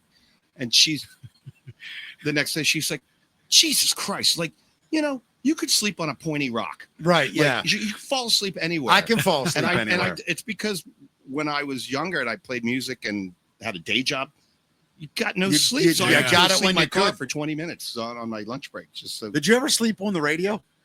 No, You never took like a 40-minute free ride? I have a hard time sleeping. I'm glad because I've never fallen asleep like when I'm driving, for instance. I fell asleep during the morning show. Did you? Swear to God. God. What happened was, this is That's why hilarious. you have actually. co-hosts. So we were playing an interview that we had recorded earlier, Yeah. but I can't remember who. Amelia or Josh might remember. It was somebody big, and it was like a 12-minute interview that we had to record the day before. So while, I hit the tape and I'm, just sitting there. Exciting interview. So imagine this is what happens to me 12 minutes later. I'm like this. All I hear out of nowhere. Hello. Oh, God, And it's the worst. it's Amelia. She's like, we're on the air. And I go, oh, I'm sorry. I just woke up. I can't believe you woke me up, you ignorant bitch. What the hell's wrong with you? I would have turned that into a bit. See how long you would stay. Oh my God. Well, once you melt down a soundboard in the radio station, it's kind of like you're That's out of funny. options at that Yeah. point. Yeah. But yeah, those jump scare dreams scare the shit out of me. Yeah. And I have horrible height nightmare dreams, like the bridge. Oh, yeah. I have this crazy dream that I'm driving over the Bay Bridge. I get to the fucking top, like I'm the top car, Yeah. gridlock. And then a cop starts walking toward, up all the cars and people are rolling the window down. And as the cop walks by, he's telling people, you gotta get out of your car, get out of your car, get out of your car, get out of your car. And he comes to me and he's like, you got out of the car. And I go, I fucking can't. Wow. And he's like, what do you mean? I go, I am petrified. I cannot so get out. that even haunts you in your dreams. Oh my God. Wow. And then the weird part is we all have to get out of the car. And when I get out, I am I can feel it in my sleep. Yeah. I am shaking. Yeah. Right. And I'm like this. And then we have to start walking down. And every time I wake up, because I take like 5 steps and then I panic and I drop to my hands and knees and I start crawling so that I have no peripheral height. Oh, that won't help on that bridge. Yeah. No. Oh, When I my was in God. middle school, I did the charity walk. Yeah, they did. no. Well, they never told you till you get out in the middle that it's just steel grid. And you can, look right down. you're looking straight down. Yeah, not a shot in hell. Now, I have nightmares that I remember from when I was a kid. I had this recurring dream that I would be outside of my house playing, and then I would go back to the house. And either my house wouldn't be there, it was just gone, or I would go into my house and my family would be there, but they didn't recognize me. Oh, I've never had that one. I don't call those nightmares. I've had those are joyous dreams. I walk in my house and I'm like, who the fuck is that guy? I go, wrong house. Sorry. My bad. Yeah, that's funny. Yeah. Dennis, how old are your daughters? 35 and 27. Wow. Yeah. Now, do they come see you play? Like, do they enjoy your music? Yeah. My oldest daughter is married with a son, so they don't get out as much. As Right. they would like How old's to, your but grandchild? He'll be 8 in July. Is it fun? It's awesome. It's the greatest thing ever. The best part's this. I can't though, believe isn't it? I'm a grandfather. But isn't the best part giving them back? a Yeah, little it's bit? cool because you get to be the cool uncle again. Right. You know what I mean? Yeah. So Go 100%. but you're the grandfather. But See, I fucked up yeah. because I was the cool dad. Like, I didn't give a shit. Yeah. Like, my daughter and I, she just texted me the other day because I actually texted her. I was like, I just had the funniest memory of you. I think she's about 6, and we were going to the circus. Now, at that time, I had a 6, a 5, and a 4-year-old. So, and Jamie, at the time, my wife at the time, was downtown while I was meeting her at the arena, and I had to bring the kids. So my daughter comes in my room, and she's like, when are we going, Daddy? I'm like, now, get dressed. She comes out, dude. She got a black and white pink miniskirt with striped tights, different color, and a pink tutu and a raincoat and rain boots. I remember those days, Right? man. Solid. And Yeah, I love looked it. right at her. I looked right at her and I went, that's fucking adorable. Yeah. Right? Goddamn right you're wearing that. Yeah. I don't say a word. Yeah. I meet my wife at the circus and we're sitting in the chair and like the kids see her as she's walking, to our section. So they jump up and I'm like, hold on, Mommy's coming, relax. No. Cassie jumps up and she starts running and I see my wife's face and she literally is like, what the fuck? Right? And she gives her the hug and all the kids and then she walks over and we sit down and she sits down and she's like, it hasn't even started. I'm like, nope. And she goes, good. What the fuck is her daughter wearing? And I told her she could wear whatever she wanted. Yeah. I never cared about that shit. I was a cool dad too. Yeah. I love those. I miss those days. Me actually, too, dude. You know? Yeah. Hey, come downstairs wearing some shit. You know, like your daughter's in her teens now, right? Yeah, So like, yeah. but and yours are in their 20s. Bronson's one daughter's a doctor, for God's sake. No way. Yeah. Believe it. But that feeling like when your daughter's young enough to leap in your arms and hold and hug you and say, My I love you, God. Daddy, and that goes away. And that's like, they still Stick feel through that the way. heart, man. They just don't do it. And you're like, oh, man. I wonder if you've ever heard this saying, Matt, you too. They say a man's first true love is his mother, and his last true love is his daughter. Well, it's poetic. It could Right? be true. Yeah. And I think about it often, right? Because I can't imagine like not having my daughter, right? Sure. Yeah. Yeah. I don't know how, and we all know we're all parents. It's a different love. It is. But it's That's a powerful love, though, man. It's unreal. Yeah, It is. Yeah. like I don't know what my kids could do to me where I would just stop. Yeah. I mean, I'm sure I do. The sad know, part but- is there are people that have that relationship with their kid. I feel whenever I hear somebody say, "Well, my daughter's not talking to me," or "My son's," I literally die a little inside. Yeah, whether I I get it, know him man. or not, I'm just like, oh God, that has got to be. I 'cause went- I don't like going an hour with one of my kids mad at me. I don't want like. I you know what can't I mean? stomach it. Me Yeah. either. I can't. I just don't I like don't it. like it. I Yeah. don't like anybody mad at me. Yeah, right. But especially, When it's your You know, children, yeah, oh my yeah. God. yeah. So Do you ever look at a parent, like another parent, and you know the right thing to do is punch that kid in the fucking face, right? But we know we're not allowed. Like, we know it. again, But you kind of give that dad a look like, dude, we both know what. strong. Yeah. Stay strong, brother. I'll hit that motherfucker. He don't know me. Like, I'll smack that shit out somebody of won't him. press charges. I'll take care of it for you. Matt, did I tell you that you guys will love this story? I had years ago when they were little, we belonged to a pool, Yeah. right? Community pool. And I am not by any stretch of the imagination, as you could imagine, like a square. Like, you want to break a rule or two? Yeah, do right, your right. thing. But this one bothered me because they were little kids that just weren't listening. And it's a parent's fault. So the kids kept running around the pool. And every time they went by the lifeguard, I mean, it's a teenage Yeah, kid. it's a 15-year-old some kid, right, job, right? Yeah. And he'd go, guys, you got to slow down, and Stop running. they're like Yeah. 9 years old. Fuck you, whatever. They're not saying that, but they don't stop. So I see my boys do it, right? They run by the lifeguard, says, guys, slow down. They don't pay attention. I'm like, but that's disrespect. So I walk down. God, I'm not proud of this, but it happened. I walk down to the lifeguard, and he looks down at me, and I go, hey, man, you see them two little kids right there running? He goes, yeah. I go, when they come by, don't yell at them. He goes, I'm sorry, sir. I didn't mean to yell at them. It's my job. I go, no, buddy, I'm on your side. Yeah. Don't say shit, right? My boys, I'm right next to the lifeguard stand. They can't really see me. Here they come. And I go, tell them. Right next to it, he goes, guys, slow down. They don't stop.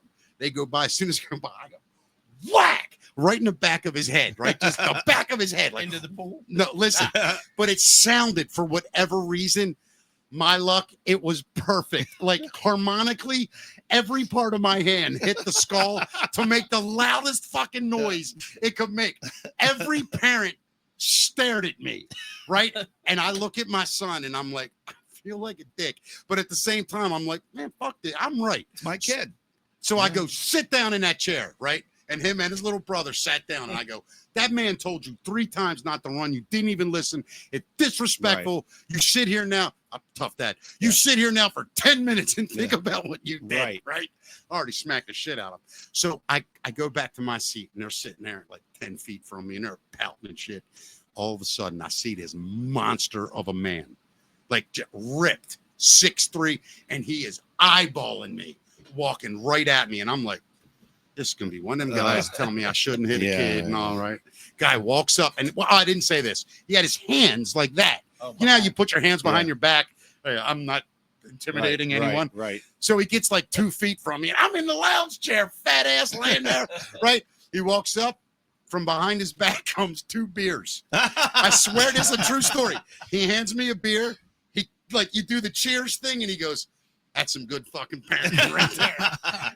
I swear to God, the guy, he literally said to me, he goes, I tell my wife all the time, let me smack the shit out of them little kid, and she won't let me. Well, you know, our parents smacked the shit out of my My father threw me through a wall. Well, yeah. Jeez, you guys. Yeah. I mean, it's a cheap ass wall. It wasn't even really framed. But yeah. Well, they're studs or just drop. Well, they were on 24 spread, so I could fit right through My it. parents never threw me through anything, but you know, my mother had that wooden spoon. Everybody's mother had one, and she'd crack you on the hand with it. Now, was she Irish? My mother's Irish, 100% Irish. So this is the grandmother, right?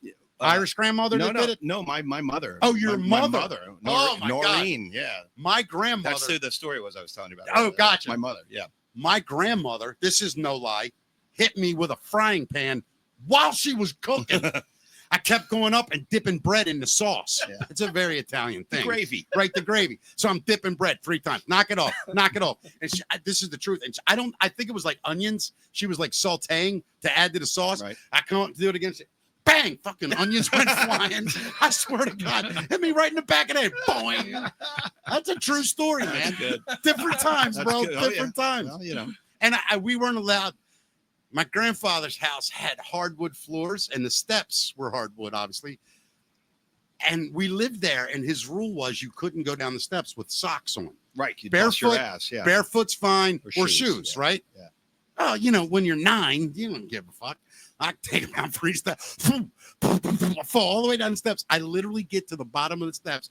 As I'm about to cry, he kicks me in my ass up the steps. Like, kicked me like 3 times up the steps. That's a punt. I told you. He punted you. He's like kicking me. I told you not to wear barefoot socks on these damn steps. Literally got kicked up steps in the ass. That's funny. Tough childhood around my house at times, buddy. Well, it paid off, Mick. Yeah, upstanding, look at me. gentleman. I'm fine. Yeah. Paid off. No problems here. A lot of answers have just been given. Yeah. A whole bunch. Yeah, nothing to see here, you bunch of looky-loos. Move along. Oh, man. We got any more news, buddy? Well, I don't even know That what we're is doing the anymore. facts, Matt, my friend. Yeah, that was an awesome one. Thank you, Matt. That was a good one. So listen, we don't do, like, you know, that we don't do politics or anything like that because it's cool. bullshit. Yeah. But I got to ask you guys something. This isn't political, but it's along those lines. July 4th coming up, right? Do you guys think, and this is sincere, do you guys think fireworks are overrated? No. I love it, man. Do you really? Yeah. We try to go twice. Yeah. Over the 4th of July weekend. No kidding. Yeah. I'm with you like that. I'm not wishy-washy. Like, I get why people who own dogs are like, Jesus, things go off. And I get it. But I asked that question in that manner to try to make you think I didn't like them. Especially with kids, man. So you relive it with kids. I you know? I love fireworks. Yeah. I don't even know why. I know why, because you loved it when you were a kid. Is that what it is? You think? The spectacle of the whole thing. And you feel very patriotic on the 4th. 100%. You know, I mean, yeah. I do, because you're celebrating the best.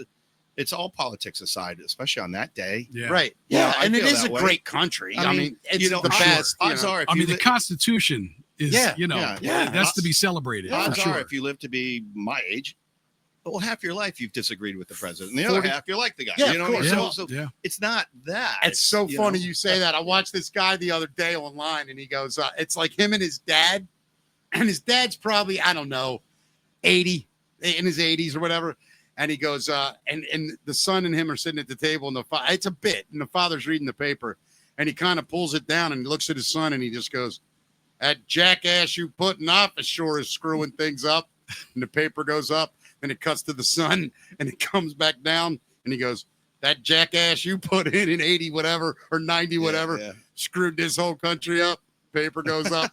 Then the old man comes back down. He's like, "Remember when you idiots put so?" And it's like and you literally start to realize it's the same argument. It is the same argument. It's just where you sit the on same it. argument. Yeah. It is, yeah. I know. It's so stupid. And speaking of fireworks, if I may, my Beatle band, the Fabtastic Four, where and when are playing on this Saturday at the Jacksonville. Too far. Oh, you're kidding me. We love that's one of our stops. That's awesome. The carnival? It's the fireworks because we do them on the fire Saturday. department. The Saturday before the 4th. So it's in Jacksonville. I'll be there. For some reason, they hired a British cover band Yeah. to play America's Well, birthday. and that's why, because we're gonna look at you on stage and be like, "We beat your asses for this country. For right, yeah. That's Take it. you So- and your bad teeth back." Yep. Yeah. So I have a good friend from Newcastle, England, Yeah. and every so fourth, do I actually. do you really? Yeah, Andy Baxter. My guy's name's Dave Jones, Yeah. but Sure it is. son, you make me prove it. I'll prove it to you after the show. Everybody coming from out. Newcastle named Dave Jones. His Right. name is David Jones. But anyway, he's always joking with me about how if you're not from Newcastle, it's hard to understand. Yeah, they have that Very thick, Yeah. whatever it is. Yeah. So, but every 4th of July, he'll write me a Facebook message, and it's the funniest shit every year. He'll go, how does it usually starts like this? Happy July 4th. I realize this day must come with great pride for you, and you celebrate one of the greatest nations in the history of the world. And he goes on to say all these great things about America, and at the end he goes, and on behalf of Britain, you're welcome. And he ends it like that. That's great. Every time he lists like all these really cool things about America, and then at the end he goes, so on behalf of all of Britain, Right. you're welcome. Yeah. It's like, that's funny. but we've talked, and we talk about patriotism and stuff in this country, Mhm. and he says, he's like, England, believe it or not, has that same sort of love of country, they do, but yeah. it's centered more around the Queen yeah, and or the royal king, family. Yeah, the royal family is Yeah. what I meant. Yeah. And so that's what they look at right. for that, But that lineage is I mean, it's unbelievable. thousands and thousands of years. Yeah, Ours is 250. You know, I mean, 250. It's like, Yeah. Oldest constitution though in the world, in Yeah, the it is. history That's of the true. world, And it's the longest standing Yeah. That's what I mean. constitution Yeah. of all time. of all time. pretty Yeah. good. Think about that. In the history of humans, yeah. 200. Well, you look at a place like Cuba, for instance, probably had 70 different constitutions in Yeah. the last 30 years or something. Easy. Yeah. Yeah. And they didn't even know about half of them. Right. Like, it just, Yeah. that's what we're doing. And the biggest thing about the Constitution is that people forget sometimes it's to protect you Of from course. the government. It's not to tell you to protect you. It doesn't protect you from me. No, If it you mouth protects off you. and I want to go, Of course. I mean, but the government can't arrest you, and that's the beauty of it. well, I That's think a what's- lot. Yeah. It's all about freedom. Well, I think a lot of Americans forget the word tyranny. And it's not a very elegant word. I mean, it is an elegant word, Yeah. actually, but Yeah. it's not a very used word. Right. But it is literally the reason that our Constitution was written. right. Yeah. He was True. a tyrannical king Yeah. Yeah. that ruled over people, didn't give them a voice, Right. and then took their money. Right. And it sounds kind of similar. Yeah. Well, look, I mean, this And this I don't constitution, care who's president. Yeah. Our government still kind of steals. this from us. constitution changed the world too. Oh, You yeah. think about what was happening in the world during that time. It was Yeah. all Yeah. tyrants and kings. Absolutely. There was no freedom anywhere in the world. Dude, Napoleon. We created that, man. We created it. And, Right. and the thing is, Yeah. and then there was if you look at the turn of the 20th century from the early 1900s, Yeah. all the monarchs were getting deposed, and Oh. that's why the King of England, they changed their last name to Windsor from Absolutely. their German Yeah. surname. Yeah. They're like Rockstock Yeah, or whatever it yeah, was. yeah. Yeah. So Yeah. Bill Maher had the greatest Yeah. joke one time about the royal family, though. I thought it was hilarious. He said, I got to be honest. When I see the royal family, I do understand why England has such a visceral reaction to all of them. And it's because they're invaders. They're German trying to run Yeah. an English country. it's true. He goes, I don't know how England forgets this part, Yeah, but the whole family's German. right. And it's so funny. It's so convoluted. Yeah, like it's- the whole like Prince Philip was Greek. It was like what? Yeah. Yeah. Have you ever gone back and if you Google one time, England king list. Yeah. And I forget what year it starts. It's like 900 or something. It's Yeah. crazy. I might be wrong. It might be earlier than that. Yeah. But you just see it. And then all of a sudden, all the names will change to like German sounding. And then it comes back and it's like, it kind of sounds British. Oh, wait, Yeah. that's definitely an Irish Yeah, guy. it's- Oh, there's a Dutch guy coming in. It's just like you marry into all these Yeah. different royal European families. Yeah. And by the time 1900 rolled around, and Yeah. every monarch in Europe was a grandchild or great grandchild of Queen Victoria. Of Queen Victoria. She either basically- marriage and Yeah. She's the Secretariat of England, she man. is. She sired more Yeah. than anybody. Like the czar and all that stuff. Yeah, Yeah. I mean, can you imagine, like, seriously, before America, the world was run by families. It was just the richest families in the world. Yeah. And we built a country that said, you know what? We're going to give ourselves a shot here. Yeah. See what happens. I think it's been pretty good. It's quite unique. I mean, the thought of them having that forethought so long ago that it's a president, but he gets switched out, and we vote, and the three branches of government is brilliant. I mean, it really I is. think the coolest part of our government is that we're it. Yeah. We're the government.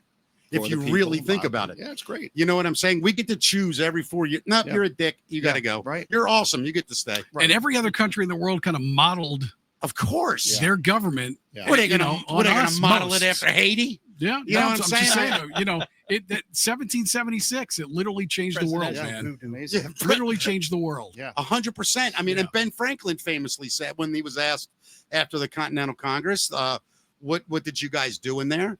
And he said, we created a democracy. And the reporter said, how long do you think it will last?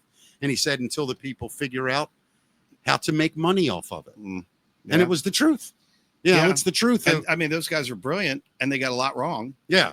But it doesn't, and you can recognize that some of it was wrong. They amended it. That's Of what the amendment's course. for. Yeah. And they No did. way. And there's still a lot wrong. And it's okay to criticize your country. That's why you're safe to say so. I could, if I want to talk about the person in office at any given time, I could say, I don't agree with this.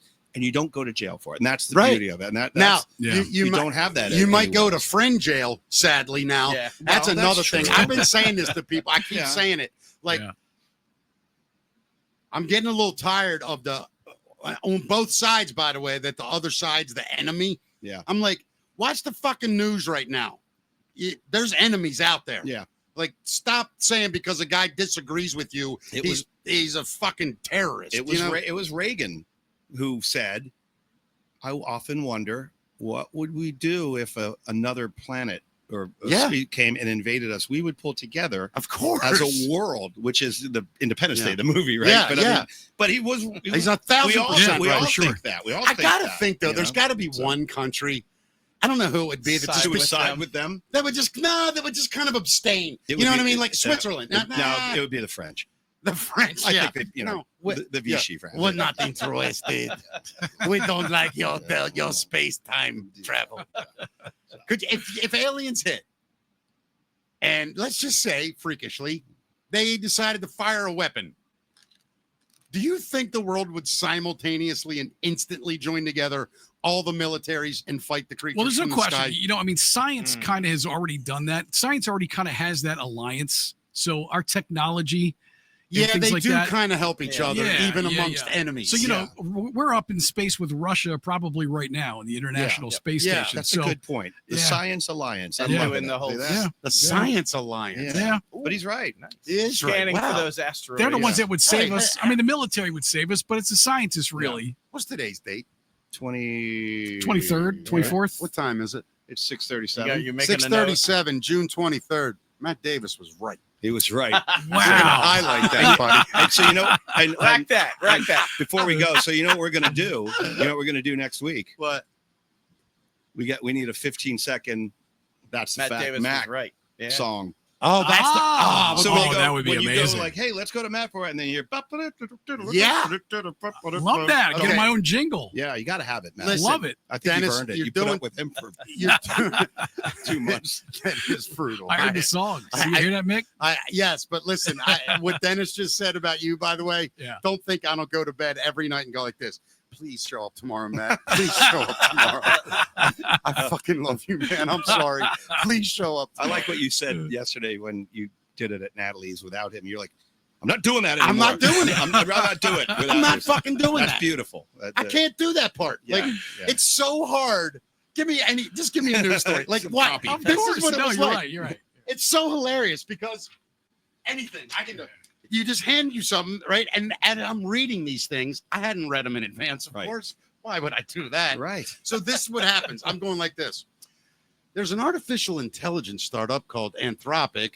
And as I'm reading this, I'm looking for words to make jokes about. Right. And then I get to the end and I got nothing. And I go, yeah, I got nothing. So that was the straight thing. news story. I literally news like that. Thank God it was Walter Cronkite, not you, the day Kennedy was shot. from the audience. This just in. Yeah. I got nothing. They shot him. Yeah. This day, Tuesday, 12:06. Yeah. President, what's his name? That guy. President, That what's guy his with name? the suit. Yeah, The suit. The handsome gentleman from Boston was shot today. We've told his brother to be on the lookout. What's his face? What's his face? God, what's that guy's name? Anyway. Yeah. Hey, what do you guys think? We're talking about the glory of America. Leave 9/11 out because that's what do you think the darkest moment in American history is? Oh, you said we're not supposed to be Well, political. the so I Civil won't War No, say I for don't mean- sure, right? I mean, the I Civil know, War was yeah. pretty dark. Listen to these Yeah. two. I know what they want to say. I know what both Well, of them want to say. I know Follow what me he on said. Facebook. Yeah. Yeah. The Civil War is pretty dark. Yeah, I mean, that's got to be the So worst. I said the Civil War was hands down the darkest moment. yeah, I mean, in you're American danger history, of losing right? everything we just talked about. Yeah, Yeah. everything. Yeah. Yeah. So yeah, and like on those holidays, like I think I've always, Gettysburg I think was fought on July 4th. Is that right? Ironically, I think they were battled the 3rd, the 4th, and the 5th. Yeah. I think sounds on the right. 2nd, That's 3rd, and impressive. 4th or something. Yeah. And you want to know what else is crazy about? I'm pretty sure John Adams and Thomas Jefferson both died on July 4th. They did. That the is true. same fucking day. Same day. Wow, there's a lot of those weird You ever see the Kennedy- synchronicities with Yes. Kennedy and The Lincoln. Lincoln. Yeah. Yeah. Shit. Yeah. Some of that's. But yeah. John Wilkes Booth ran out of a theater, and what was the What's what was the Oswald ran into one? And Right, Oswald right, ran right, into right, one. And Johnson's secretary's last name was Kennedy. Kennedy's secretary last name was Johnson. Yeah. we're both replaced by presidents named Johnson. Yes, they were. Yeah, exactly. Right. Yeah, it's And insane. Kennedy was crazy. riding in a Lincoln. Yeah, Lincoln was riding in a carriage made by the Kennedy family. Wow, Right. is that So right? it's, yeah, Oh it's- my yeah, God. it's unreal. Yeah. Like all these Yeah. bizarre coincidences. Yeah. I wonder how much, if you really did. I bet AI could do it for you. It just Like, if you proves that take we're in a two simulation, things- dude. Yeah. We're living in a simulation. Hold on. yeah. You guys know about the Titanic book? ChatGPT. The Titanic book. I forget what it was called. I'm was guessing it the was Titanic. no. Listen, it was written before the Titanic sank, but it was all about this indestructible ship that went Yeah. out. And the book was written. It was like 2 decades or a decade before the ship sank, but Oh, it was the story of the Titanic. Yeah. before it was Wow. even a Titanic. Yeah. Wow. That's insane, man. It is. That kind of bizarre shit like I that. like the Nostradamus stuff when he's got the writings and it's Hitler. Hitler. Or, Hitler. Hitler. You're like, Hitler, he says. okay, well, you didn't say Hitler. You said Yeah. Hitler. Right. Well, what's the book that wrote about Trump and they wrote about his son? The Bible. No. I'm sorry. You know what I'm talking about. It was a book that was written, I think it was in the 1800s, and it was all about Trump, and it talked about what's his son's name? Barron. Oh, yeah, Barron. You're right. Talked about You're right. Barron that went to, I forget what it was. There's Yeah. all these crazy similarities between Trump Yeah. and what he was doing during his presidency. It's Well, bizarre. a lot of America thinks Trump qualifies for sainthood. So there may be there may be some, maybe Trump lived 130 years ago, whatever it is, and he just didn't tell us. Like maybe he has superpowers, right? Some people think he does. Maybe Yeah. maybe he's one of them time travelers. Yeah. Maybe that's why he's so confident That's with legit. everything. I he think knows what's going to happen. I think we're living in a Somebody's writing a simulation. movie right now. What's that? Somebody's writing a movie script right now. I like it. Maybe. Yeah, it's like there's You, some guts you there. know who else is confident and fearless? Who? My 3-year-old nephew. It's true. It's a Saying. good point. He- In all he's so fairness- confident he's running down wooden steps in his socks. Hey, is his grandfather going to kick the It's a shit out of callback. him? Yeah. Pull him up. Carry him up. No, but it is like when all those coincidence things, man. It's Yeah. like Yeah, those are fun. though. I mean, they're fun as hell. I gotta find this book. they are out. conspiracy because you can describe anything to a conspiracy theory. Of course. Right? You know. But do you believe in, like, what's the word? I mean, coincidence is one thing. I'm a but coincidence guy. But I used to be, man. I am. Strong coincidence. Like, yeah, it's a coincidence. Right. Whatever. Then when you really get into some of the shit, it's like, that's pretty fucking. Yeah, I mean, I had this conversation with Phil Brotman, who drums in Yeah. ALO.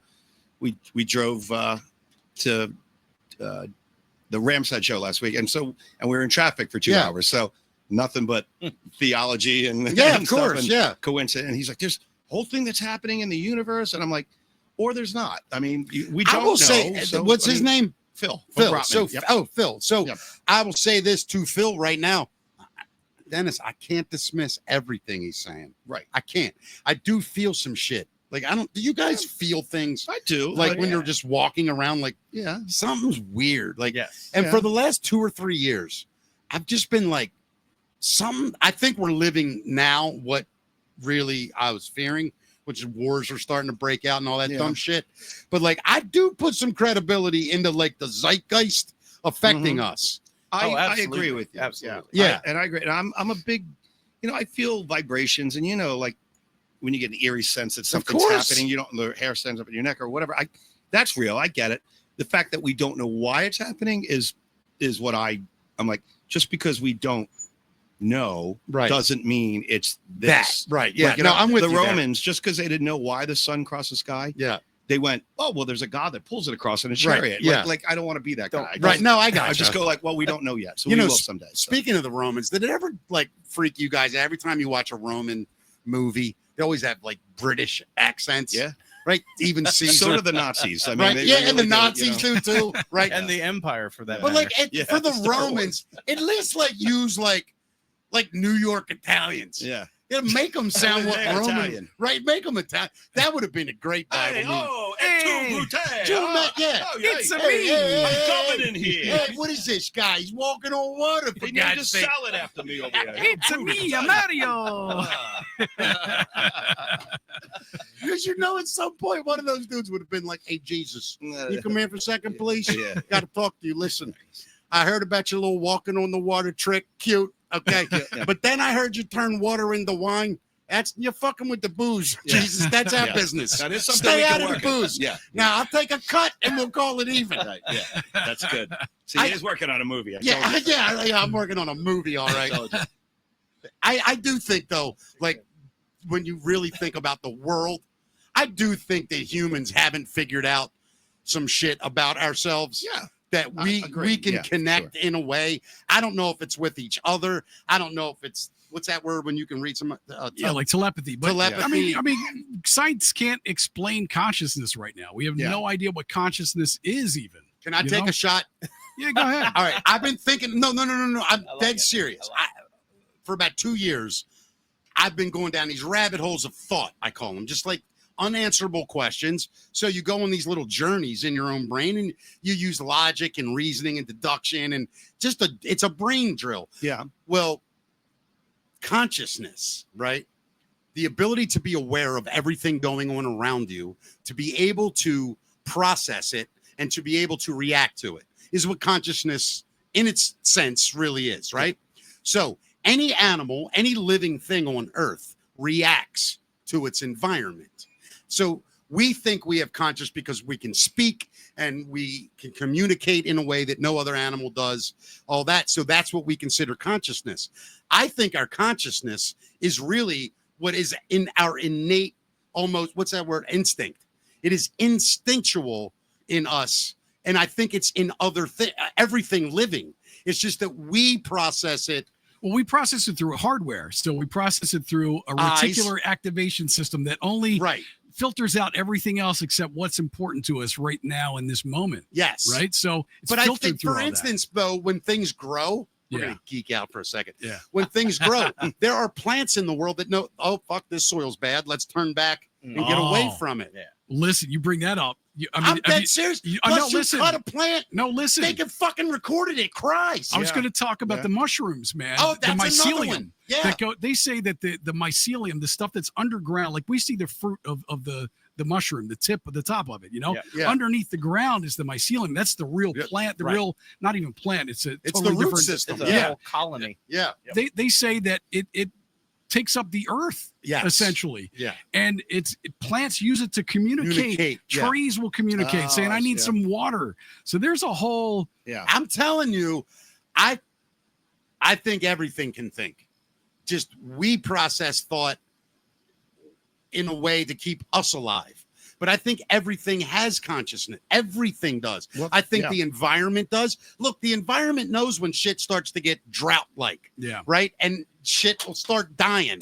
The storms will brew to bring water. Like, I just think everything thinks. It's just that we can't comprehend it, that it's actually thinking because of how we think. I know I'm sounding ignorant, but you start talking about like TV and radio and cell phone signals. It's all in different frequencies too. So is our consciousness on a certain frequency that other things are not currently? But if we were, we could communicate with them. And we've only been technological for what, less 100 than years? 150 years. It's like nothing. If you want to, like the industrial age and all. Sure. So imagine there's a civilization on a planet just like this. That has a million That's years. got a million years of Yeah. this. Yeah. And we're That's my argument. 100 years into it, and they're 1,000 years into it. They're my argument has always been about UFOs. Like, look how far we came in 100 years. Yeah. 100 No years plane. ago, we didn't have a plane. No airplane. Then Now we're going to fucking Mars. Yeah, 69 years later. Right. We land on the moon. Yeah, that's amazing. It's unbelievable. Yeah. So I've always said, all right, what's Earth? Like 13 billion years old, right? Humans been on it. 4, but yeah. I think the solar planet system. is 4. I'm sorry. Yeah. Yeah. I apologize. The Earth is 4 billion, right? Let's just deduce that all the way down to a million years. If somebody had a million-year head start on us, right? A million years. Unrecognizable to us. Yeah. We can't fathom it, right? So then if somebody's a million years older than us or something, and it's sentient and it can think and it's intelligent, could it build a propulsion system to travel through space? Probably. Yeah. I think we'll do it one day. Yeah, I agree. So that's why I never get... No, quite. I mean, we're still monkeys, man. It's Star Wars. You know? I mean, you got to watch the show, The Three-Body Problem. What's it called? Three-Body Problem. Three-body problem. What's it about? It sounds dirty. Well, it does. Yeah, okay. Unfortunately, it's not that, but it deals with that kind of a scenario. I won't ruin it for you. All right, cool. What's it called? Three-Body Problem. Three-body problem. Is that like 2 girls in a cup or whatever That's the what thing I'm was? telling you. I don't know what you're talking about. Yeah, I got 99 problems and that dude ain't one. Is that it, buddy? Are we done? That's the facts. We did that. We ended that about 15 minutes ago. Thanks. All right, let's get right into Matt's Music Minute, brought to us by Natalie's Seafood Kitchen, right in the heart of Falston. Amazing place. That little area up there is becoming hot as hell right now, Matt. You got to move the family up to Hartford County, buddy. I almost moved up there. It's happening, bro. Yeah. And Natalie, we go to Natalie's every Friday for the show. But you weren't there last Friday. Great. Left me hanging. I had to read like a goddamn idiot. I'll be there for you this Friday, buddy. Watching me read. I got a 9th grade education. That's it. That's all I ever got. Now you got me reading on this show. Shame on you, sir. Shame on you. We'll teach you how to read before this thing's over. So there was a festival attack that happened. 145 people pricked by a syringe at a French music festival. Authorities in France are investigating a disturbing incident at a music festival over the weekend where more than 140 attendees in the crowd reported being pricked by a syringe. The reports came during France's nationwide Fête de la Musique. I didn't say that right at all, but celebration on Saturday, a popular annual event that draws crowds to concerts across the country. Victims described feeling sudden stings or jabs while in the crowd, prompting fears of possible needle attacks. And authorities say 145 people have come forward, many of them experiencing symptoms like dizziness, nausea, or anxiety. Medical teams were dispatched and toxicology tests are underway to determine if any substances were injected. Police say 14 people have been arrested, and they have not confirmed a motive. That it's still unclear whether the attacks were coordinated or random. That is a nightmare. That sounds coordinated to me, right? I really don't understand. Like, I feel like why I'm at the point, Matt, when you hear these stories, people getting attacked at festivals. It's not that I go, I'm getting mad. Like, at some point, society has to fight back. Like, I'm telling you, 3 guys, 4 guys attack a couple dudes.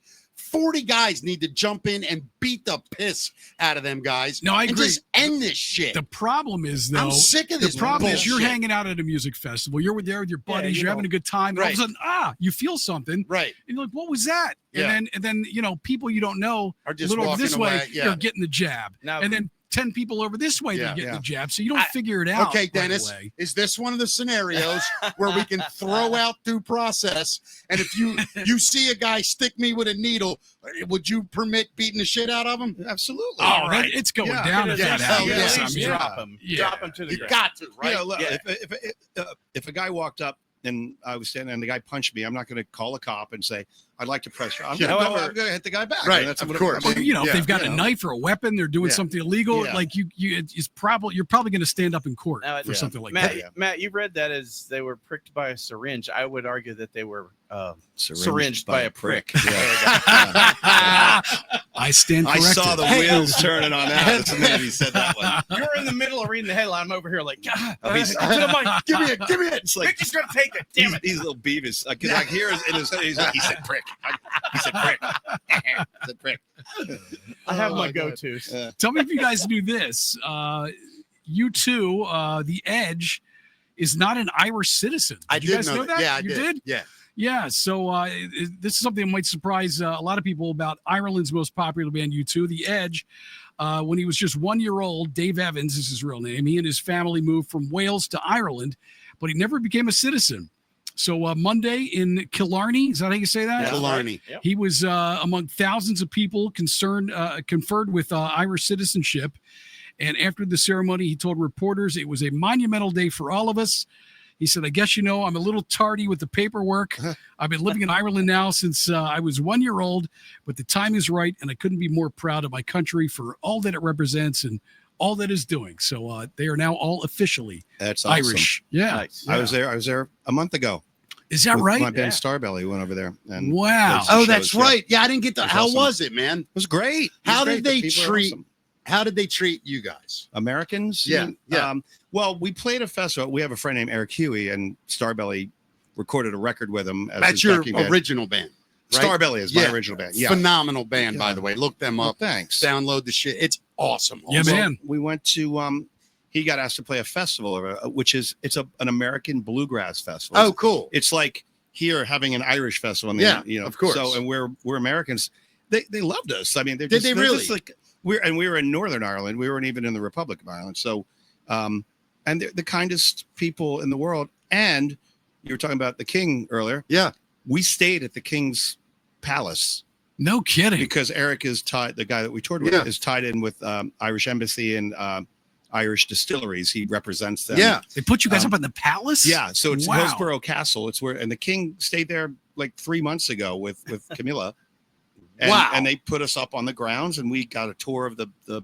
But we had breakfast in where they eat breakfast. So I don't even know. Is it a castle? Is that where they are? It's a big ass mansion. It's called a castle. Yeah. But Okay. it's a big thing. And how are those accommodations? Pretty damn nice. Yeah. Pretty damn nice. Yeah, Really cool. yeah. But Then is that your first time to Ireland? No, my wife and I honeymooned in Ireland 16 Tell me, years ago. it is a huge bucket list thing for Oh, me. you got to go. But Go. is it as charming as they say? Yes.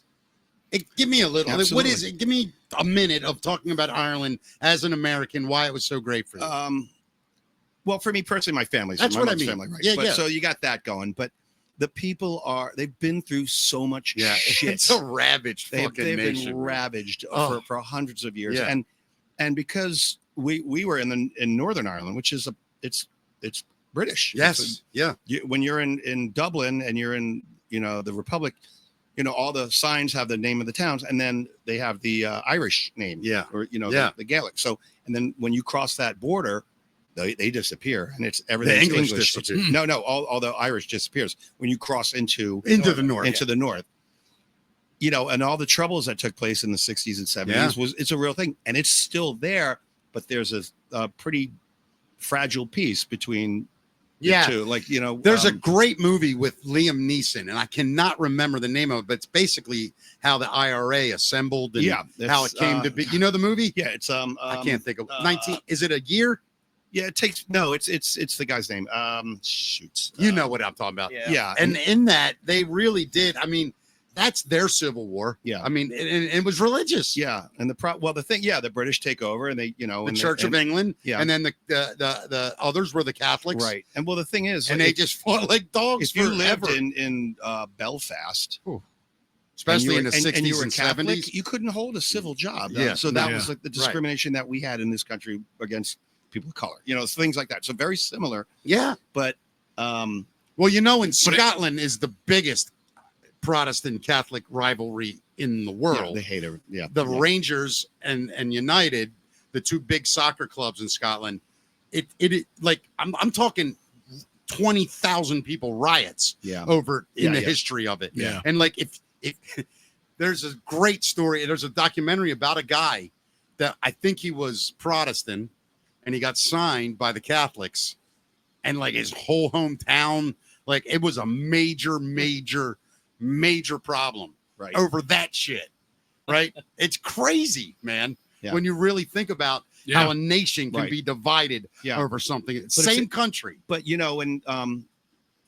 it's amazing. But our the struggles that we had in our country all those years ago, and so we had problems. Yeah, we had some problems. Oh, I didn't but know. but it was even religious issues here. Of course. Because my father was Jewish, my mother was Irish Catholic. Yeah. They weren't supposed. They got married in the 50s. They weren't supposed to get married. They got married in the 50s. Yeah, like late 50s, and in Long Island. on Long they were Island. from Long Island. Yeah. Wow. Yeah, we lived there, and they got married. And was it hard for them? Were they like ridiculed? Did they face that shit? I don't think they faced ridicule only within their own families. My Jewish grandmother, no one's going to be good enough for her son. Right. My Irish grandfather wanted one of his daughters he had 4 daughters. I want to marry a Jew. One's going to God damn it. Yep. Yeah. One's going to be a nun, and they were not happy about it. Right. I get it. So much turmoil. Yeah. That my mother and father went, fuck it, and they went to the courthouse and they got married, and they told their family, you can come or don't come. We're getting married. Yeah, I think that rebellion took place in a lot of cultures. Yeah, like I've got friends who are Greek, and that same kind of Let thing me kind tell of you went something down. about that Greek culture, though. No. I'm not insulting it. It's an amazing culture, right? It's like being Italian, but not as cool. Yeah. But I told you. no, I'm kidding. My Greek friends know I'm joking. But no, like those even the Italian, like the Southern Italian culture, the Greek culture, a lot of that, like the arranged marriages, the old school, the old world style of that stuff, that still happens in parts of the world. Yeah. I'm fascinated. Yeah. By it. Yeah, like my friend's parents, they were the last generation to not have an arranged marriage. Wow. Really? Like we're not Really? doing it. Well, I found this person that I love, and we're getting married. Yeah, I give my parents a lot of credit for that. Hell yeah. I mean, that's love, they were man. just like, and of course, my grandfather loved my father, and they, Did the families eventually meld? Everybody got over it. It's just that initial of BS. Course. Everybody's, you're gonna marry a shiksa, right? Like hell? So oh my god, so what's next? Yeah, so what is next? But it's probably and not to get too personal, but it informed a lot of who I am, because when you're growing up and your dad's Jewish, I'm not Jewish. I was Catholic. Me and my brothers and my sister were all Catholic. My dad didn't give a shit. And so then you start hearing people telling jokes about Jews, and you're laughing right along because you know the stereotype. And when you're a kid, you're laughing. And then you start to dawn on you that, oh, wait, this man that I love, that's who they're making fun of. They're making fun of him. Yeah, What did he ever do to him? And I can't even believe it. They're making fun of his cheap ass. No, I'm kidding. But it's true. It's true. But I mean, jokes are jokes because the stereotypes, of course. and they are. Well, George Carlin once said, if a stereotype offends you, you must hate laughing. Yeah. Right. And it's the truth. It is the truth. We all get it. Yeah. I mean, but yeah, it's there are some stereotypes though that don't offend certain cultures. Yeah. Like, that one where all black guys have huge junk. Yeah. I've never heard that. I've yet to hear a black guy ever go, you know what? That's racist. I'm sick of this shit. Everybody praising my dick. Yeah. I've had enough. Enough with you white trash. Pretty good point. Pretty good point. By the way, Bronson has twin daughters, not to mention that. No, I'm sorry. Speaking of large apropos to nothing. No, my wife That was a weird my edit. wife Sherry texted me. She goes, please mention that Bronson has twin daughters. Sherry. Oh, your wife is so sweet. She's the best. And honey, I did mention that one of his daughters was a doctor. You weren't listening. So how old are your kids, Bronson? 24. But you have twins. I never realized. Twin girls. 24. Yep. Wow, man. Now, forgive me. Are you together with the mom? You single dad? Married forever, basically. Good for you, man. Yeah. You know what I noticed, He's the Matt? best of us. What's that? Dennis, right? A friend. Bronson, a friend. Dennis, incredible husband, family man. Yeah. Bronson, incredible husband, family man. These are my friends. I'm the piece of shit in the friend group. You get it? These are good men. Everybody needs one. Yeah, I'm that guy. I'm the asshole. Yeah. Well, I had my share of asshole clothes on for a number of years. You know, so, though, yeah. I talk all this bullshit, right? I swear to God, there's nothing I love more than being in love with somebody. It's the greatest feeling in the world. Do you feel the same way, man? Of course, yeah. Yeah, I it's don't the hear greatest men feeling. talk about this enough like women do all the time. Yeah. But I want to start doing that on the show, Matt. Yeah. I want to start talking openly about feelings and shit and still be a man and not be ashamed to say, you know what? I enjoy when a woman holds me sometimes. Right? I like to be held. Or I like when a girl laying next to me and she just rubs my face softly. That's nice. That's nice shit, right? My wife knows all the. My wife Sherry Shocket, great stripper name, honey. That's the best stripper name I've ever heard. I tell her all the time, you know, my friends who are our age who aren't married or with someone, I feel bad because they don't get, you know, this when we're just the when affection, man. just sitting at dinner and my Somebody wife does touches that to me, you. Yeah, and she just does that like you melt. That's the best thing in the world. Hey, it's a wonderful feeling, but I'm lucky. I told you when I was on your show a couple months ago. Yeah. I don't know anybody luckier than me. And I'm not saying that just because she's listening. No.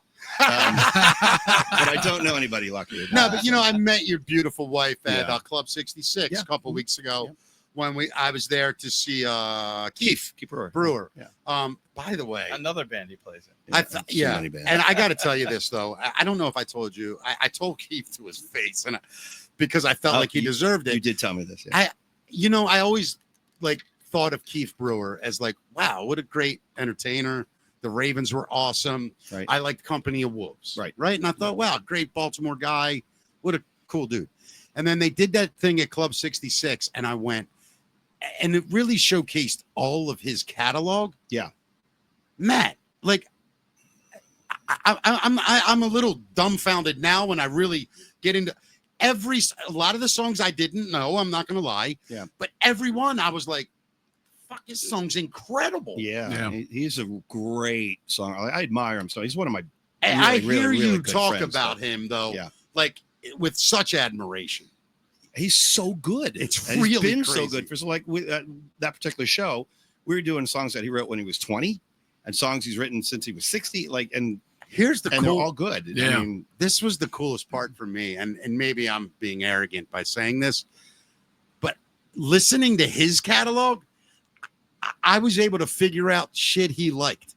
yeah. I was like, oh, that's so Stonesy sounding. Yeah. Or that's so, and when you hear it, and a guy can take that influence and then be so original with it, but you still can hear where it's coming from. That to me is the best songwriting. I think artists, real good ones, they wear your influence on your sleeve. Totally. The Beatles. Yeah. We love Motown, and then you could hear it, and they of course interpret and filter it through. And sometimes it's the opposite though, man. You're listening to some artist who is incredible in a genre that you like, and then you hear what they like, and you're like, wow, really? Those are your influences? Yeah, that's true. That's true. It blows me away. That's true. Yeah. I remember they interviewed Prince one time, and they said, who was your biggest influence? Yeah. And he said, Mickey Coachella. Yeah. And I was like, what the fuck? That's weird. Well, they meant stature. I didn't even have my album out. You guys have the same suit size. Yeah, I got same suit size. That's exactly. Hey, by the way, fuck you, and fuck you. You're cool. But fuck. Yeah, you're cool. So tell me if you guys warm up like this when you go on stage here. I warm up in this room lately. Holy shit. My God. It's about 110 degrees here We're today. almost done, right, guys? Yeah, we're almost done. You can use a split, I think. Yeah. Country artist Corey Kent is currently on John Party's Honky Tonk Hollywood tour. And he says the crew has an odd way of preparing for shows. They play taser roulette 30 seconds before they go on. So they spin a bottle, and whoever it lands on gets tased. That's What band is this? This is Corey Kent. I never heard of her. Corey, it's a guy. Corey admits he's been tased in the chest at least 6 times in the tour so far. He swears that playing taser roulette 30 seconds before the show leads to giving fans a better concert. He says it's so exhilarating. I'm gonna predict that he's under 24. He's a young old. guy. He's a young guy. Yeah. And Bronson, I don't want to speak for you, but I know sometimes how we get ready for gigs is we go, hey, help me stand up. Exactly. You know, that's it. You think? I had no idea where you were going, and that's fucking hilarious. Well, you might need to restart the heart these days. A little jolt. Hey, is it showtime yet? All right, look, somebody hand me my slippers. Yeah. Clear. Yeah.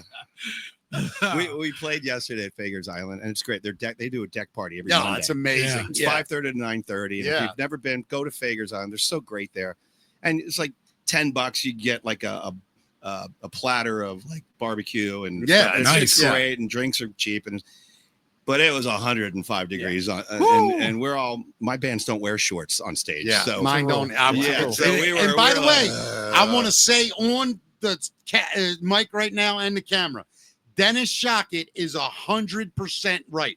Unless you're in the Red Hot Chili Peppers, put some fucking pants on. or you're Angus Young. Or you're Angus Young. Yeah, that's it. No shorts, huh? The Chili Peppers and Angus. Yeah. Other than that, put some goddamn pants on. Is it that hard? If these people are paying $200 to see you, put some pants on. May I just say to anybody listening, I don't feel that way.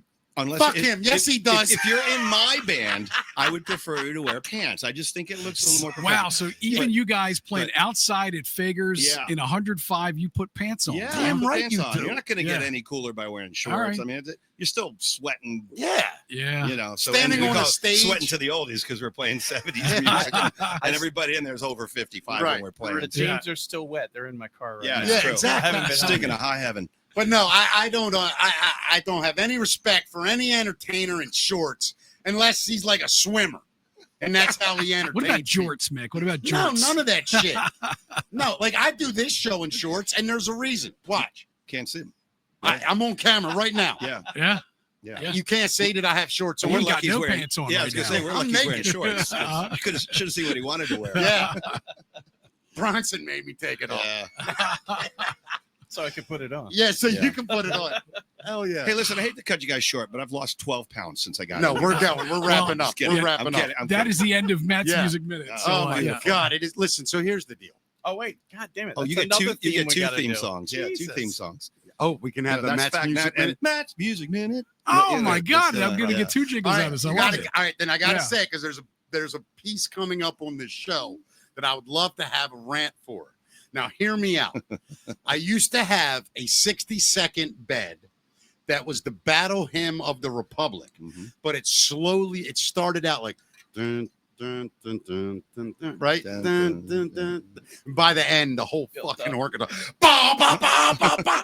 And I would do this rant over Right. top of it. Okay. So if in your years of songwriting, you can build a slow crescendo to about 1 minute. Okay. You guys have an orchestra, right? Yeah, you guys have an entire we orchestra. have computers. Yeah, and there's your orchestra right there, dude. There it is. ALO, Atomic Light Orchestra. Right. Yeah. But so, dude, all All right, we'll get you one. All right. Yeah. All right. But Matt, listen, right. dude, we Yeah. got like the dynamic duo songwriting I team know. We're right in our incredibly theme songs. blessed, and I'll I'm tell you totally what. grateful, man. Yeah. Well, 98 yeah. Rock don't Well, have no fucking theme song, You're do right. they? You're right. no, Screw they that. don't. This is one other thing. I've been waiting to say this, but we're taking on all radio stations. That's my mission on this And show. Matt's over there I, crying right now. I want to. Even my radio stations. Matt's like, I want to Yeah, work. except for again. Matt's. I wanna Except work for again. Matt's. Except for the Bay and DC 101. I wanna work We again. listen, Mickey Talks loves the Bay and DC 101 so much. But all those other radio stations, we're coming for They it. can suck it. They can suck it. Oh, it's so much fun, dude. And I'll tell you something else. Oh. You guys know me. If we do work out, Matt, and we do end up one day being bigger than radio or something, you know me. I'm gonna brag like a motherfucker. Like I'm gonna tell everybody. Told you. I'm getting billboards on 83, and it's just gonna be me and you like this. Told you. Told you. Told you. You know where we'll get that billboard? Where? Right on 83. Yeah. I know where you'll put it too. Yeah, I got a feeling. Oh That's my Great, God. man. All right, Matt. 2 songs for you. One orchestral crescendo Yeah. thing. Oh, for man, you. that's amazing. Yeah. Dude, you That's guys are amazing. the best. All right. Tell me where all the bands are playing. What's going on? Dennis Shocket, Bronson. All right. When's the next time 74 is playing somewhere? July 4th. Where? Lunacy, 3 o'clock. 3 I'll be at that. We I'll are be at that. July 4th. We're the fireworks before the fireworks. That's I right. love it. I love it. Anything with the Beatles bands coming Yeah, up? this Saturday at Jacksonville. Yeah, Fireworks. It's going No, to be. I'm kidding. I'll be there. I'll That's it. definitely. And then just so like every Sunday I play at the Falston Barrel House, 3 o'clock. I'm there Me and every my Sunday. boy go up every Yep. couple weeks. It's really fun. It's very. Let laid me tell you back the and- coolest thing he does. I've just never seen anybody do it. I'm being honest. He just plays the alphabet. You can either yell out a band that starts with the letter or a song. I didn't see you skip. I don't think you skip. I think one guy said something so ridiculous. Even you were like, "Shut up." Dick." Sometimes it's a smaller crowd, and Right. and so I'm like, let's start. We'll start with the letter F or G. Right. Pick a band, and somebody will say, George Harrison. Oh, okay. Well, I know one. Let me do it. And then you go to H, and Yeah. but every now and then you'll get to some Yes, a guy yeah. will say something like Genesis, and you're like, man, I mean, Hey, oh my God. Hey, is it M? Is it M? Marillion. Yeah. I want to hear Marillion. Exactly. Yeah. You get And then that. I'm like, I'm sorry, I don't know. And they're like, yeah, I got God. Have you guys written any original stuff together? Bronson. No, we have. Well, your theme. Mickey Talks. Yeah. Mickey Talks. Now, Dennis, But- we've never had. You have a guitar here. Yeah. And Matt, I got to tell you, and I can't wait for you to experience this. I walked into the Barrel House, and this man was on stage, and he played the theme song That's awesome. while man. I walked Yeah, in, yeah. and I was like, it was so weird. I wish we had video. And, of that. and the weirdest part is people go like this. Like, look, like, is that Mick? It was so weird, but thank you for I'm that. hoping we get some other bands to do the Mickey theme, Dude. like a Mickey Talks cover yeah, band. yeah. A Nice. Mickey Talks cover Right. band. They do all these songs that we eventually You guys get keep Yeah, writing yeah. themes, and then we have a tribute to the Mickey Talks theme song. Right. That's what we do. All proceeds go to the turntable. Yeah, all proceeds go to the Turntable turntable. fund. I yeah. love it. Yeah. I love it. Yeah. Yeah. Do they have? Does that organization have like a donation area? Yep, they do. Where can you It's do on it? their website. Just go the Turntable Fund. You Yeah. find it on there. It's So if you're on Yeah. Rumble, and a lot of you tip us on Rumble every day, today I'd like to take no money from you, sincerely. And what's it called again? I'm the sorry. Turntable Fund. The Turntable Fund. Is it .org or one of them? Yeah. I don't know off the top of my Okay. head, The but Turntable Fund. Yeah. Find that. Make some donations. It helps musicians, and I mean, Dennis is on the board, and it's a great cause. So please Good times. donate to them today. thanks. Me and Matt Thanks, are rich Nick. anyway. Yeah. We're almost up to $12. I saw an the hour. car you drove in. Hey, Dennis. Sir? I think you think September, maybe October. We'll be able to buy pizza. Yeah, Oh, yeah. We'll get you each- pizza. Each. There's the Yeah. dough. Good to that we're have talking goals. about. Good to have There's goals. the dough. All right, so let's do. All right, we'll do it with Matt. Yeah. Now think music he knows, right? Well, Pick a letter. Pick a letter.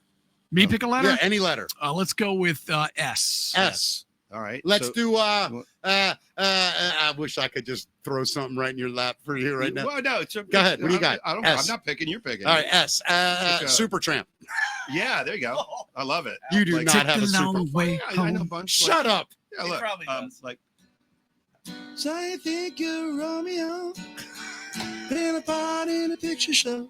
Take the long way. See? home. Take the long way. Give me another letter. Then you go into the bridge. There are times when you feel you're part of scenery. That's Holy beautiful. shit. That song is so good. Man. It's oh my god. Give me another Are letter. you ready? Yeah. L. L. I'm not gonna do Led Zeppelin. All right, fuck it. Led Zeppelin. No. I'll let I knew you were gonna I'll say let no. Mr. Settles do it. Yeah. Doesn't matter. Hey, it's so funny when he said L. I went, I'm not doing this. Later. I'm not doing it. How about L? Let's do. Can it be the last name of an Yeah, artist? yeah, Jerry Lee Lewis. Great yeah. Balls of Fire. Yeah. What's I'm a lover, baby. A whole lot of shaking going on. You got to do it like that too. I love the voice. Really got a bob on home. We're shaking. Whole lot of shaking going on. All right, B. B. It can't be the Beatles. Beastie Boys. No, I'm kidding. Yeah, we can do it. You got to fight for your right. B. Bee Gees. Bee Gees. Yeah, like This is insane, Like dude. Bronson does this too, so but it's like Not like this. I started a joke that started the whole world laughing. Oh my God. So But pretty. I couldn't see. Cheap Trick. I'm going to go in order.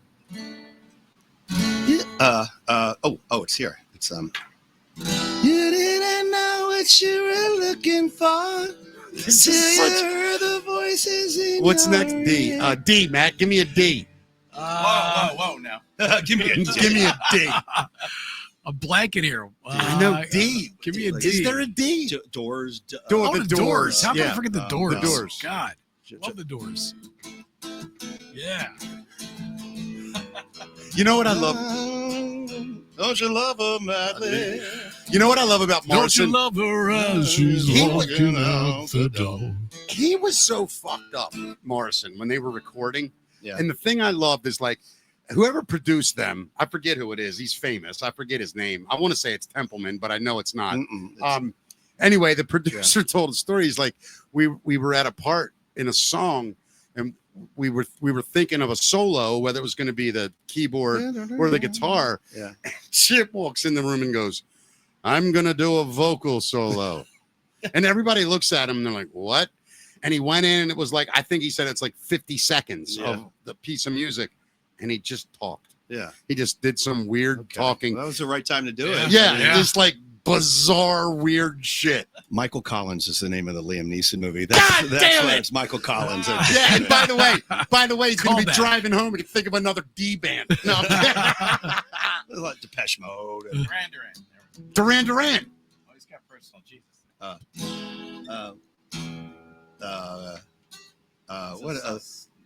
What's Hungry Like the Wolf, right? Is it A? It's in B. A Hey, are you doing A? D sharp to E. No, it's in E. Oh, it's in it. The note you're looking for is an A.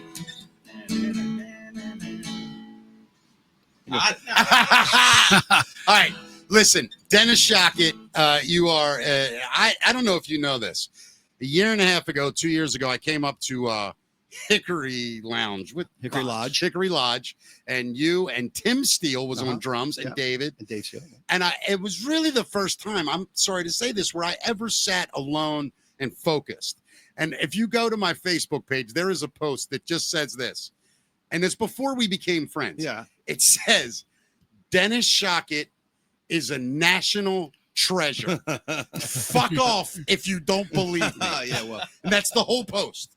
And that night is when I really kind of understood you, like who I'd heard your name. I never saw you that much. Yeah. And so, dude, Thank you. I mean, what a lovely thing to say. it's the truth, man. And I'm not gonna lie, I was a little emotional for me because Tim Steele was playing drums, and I'm not gonna lie. That's our guy. That's right my guy, dude. Yeah. I mean, I say it all the time. it goes like this in order of drummers. God, I would imagine he's good. I'm just saying, I'm giving God He's the good. number one He's pretty spot, good. Yeah. right? I heard he's a horrible bass player. Yeah. However, drums and lead guitar, he's killing it. So it goes God to me. It goes God, Timmy Steele. Like he's my favorite drummer. I don't know how to explain it. You don't have to. People look at me and they're like, I'm like, undisputed. Anybody who looks at you like that's an idiot. I like you guys fabulous. It's so good. amazing. So good. Yeah. But yeah. So anyway, Dennis, it is just such a thrill. And now Bronson to have you up here, man. Matt and I talk about it, and we do this show every day, and we know people look at it like, oh, they were on the radio. We are so humbled. Well, you got a good thing going, And thank God you got Matt Davis in here. Trust me. Because, man, we were swimming. Hopefully I don't in a sink this sea of ship for you, man. A lot of people don't even know the official legal name of the show is Mickey Talks and Matt Saves His Ass. That's the name of the official show. That's going to be hard to work into the jingle. Yeah. and that'll be on the back of the T-shirt. I want to do something for you guys, if you'll let me. I haven't even asked Matt this, but I want to do it. And I don't think he would have a problem. I would like to design a T-shirt that is you and him, and it's basically like our theme song, guys.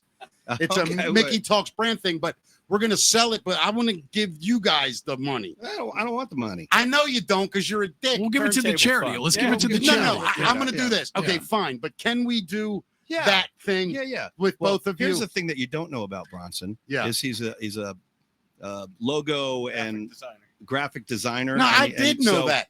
That was my next question was, do I have permission? Yes. Yeah. Get on it, Bronson. Get on it, You're Bronson. fucking up. Lucky for you, I don't have much going on during the You know, in day, the 60s, so- we had the Brill Building. Now we've got Yeah, exactly. the Mickey Talks team. Exactly. You know, But no, like, I want to do something for them, Matt. Like, Of course. it's ridiculous what you guys do for us. Like, we don't feel that way. It's Here's fun. a It's text. fun to write a song here's a text. and try and do it. Well, It's never going to be the greatest It's thing. not taken for granted. Yeah. Let's just say Well, no, that I know for that. sure. I know that. Yeah. You guys are great. I like the new song. I love the original. This new one's going to take a minute, but it's awesome. Okay. Well, first time you hear Is that- anything, is that it's got to grow in Sir you. Paul. No, Oh. not Sir Paul. I got a shit ton of messages. Oh, God damn it. Yeah. During this show. Well, Never from a girl, though. Never from a girl. And if it is a girl, she's like, can you paint my basement? guarantee half of those are get those two guys out of No that room. way. No way. Dennis Mickey's Shocket. sausage Thank you, man. party. God, name all your bands, and people can go see. Atomic Light Orchestra, the 1974, the Fantastic Four, Starbelly, House of Finn, and then whatever. And then You know, Dennis yeah. Shocket And I as a play solo artist. lot. Yeah, and Bronson as well. What are you doing, I got buddy? some stuff under Bronson and the Earthlings out there in the Bronson and the Earthlings. All right, world. man. And more to come eventually. Yes. Two of the most talented guys I've ever met in this business, and without a doubt, two of the nicest. Honored to know you both and have you part of this. Thank you. Thank you Great to so be here. much. Thanks, guys. Thank you, Can't Matt. wait to Yeah, have thank you you back very much, in. guys. Should we give them a date they got to be done by for the next one? You're gonna give them a deadline. Yeah, I think we got to You do can't it. give Nah, creativity you a know deadline, what? If they man. want to work with big stars, man, they gotta step up. Creativity Have this doesn't work shit like by that. dinner tomorrow. Don't worry. It's Can all we good. come back in the fall when it's not 150 degrees? I will promise you this, The fall man. season? Holy shit, we're sorry about this. But But, sorry, this is on video. Well, It's I mean, very hot. we're upstairs in a 300,000 square foot warehouse, and the upstairs isn't air We're conditioned, on but top of the poop plant. yeah, we're on top of the poop plant. Is basically where we are right now. But thank you guys also for going to be the name of my next album. on top of the poop plant. Yeah, On top of That's- the. And you can't spell methane without me. that's That's true. right, so- That is true. I like that. Tomorrow on the show, Matt, We got Nestor, right? Nasty Nestor, Yeah. Baltimore icon, sports legend. Thursday. Thursday's the big one, buddy. Former mayor of Baltimore, Stephanie Rawlings Blake. Meow. Now, I don't want to say anything out of Crush line here. I have a feeling there's only one reason she's doing the show. I think she's trying to get to me. I do. I've thought it for years, Matt. You know, I think the mayor's into me. Yeah. That's all I'm saying. All right, we'll find out, man. We'll find out. Let me tell you something. She'll walk in here Thursday and just look at me. If she heard me do that break, she'll just look at me and go, seriously? And I will cower like a little baby. yeah. Have you ever met the former mayor? I've never met the mayor. I admire the mayor. I before the listeners, listen, I've said this before. Don't get all fired up thinking I'm going to take on, you know, the mayor of Baltimore, former mayor of Baltimore about politics and that bullshit. Yeah. Not happening. I'm her friend. Outside of that, I love the woman. She loves the city. She grew up in this city like Yeah, we're we gonna did. have fun. We're gonna have fun. When you get to know the lady, Yeah. the woman, she's really fucking cool. Yeah. So that's who I'm interviewing Thursday. So if you come watching this show with an agenda, fuck off. I'm not even interested in you watching So it. please join us. Yeah, so we go live tomorrow at 5.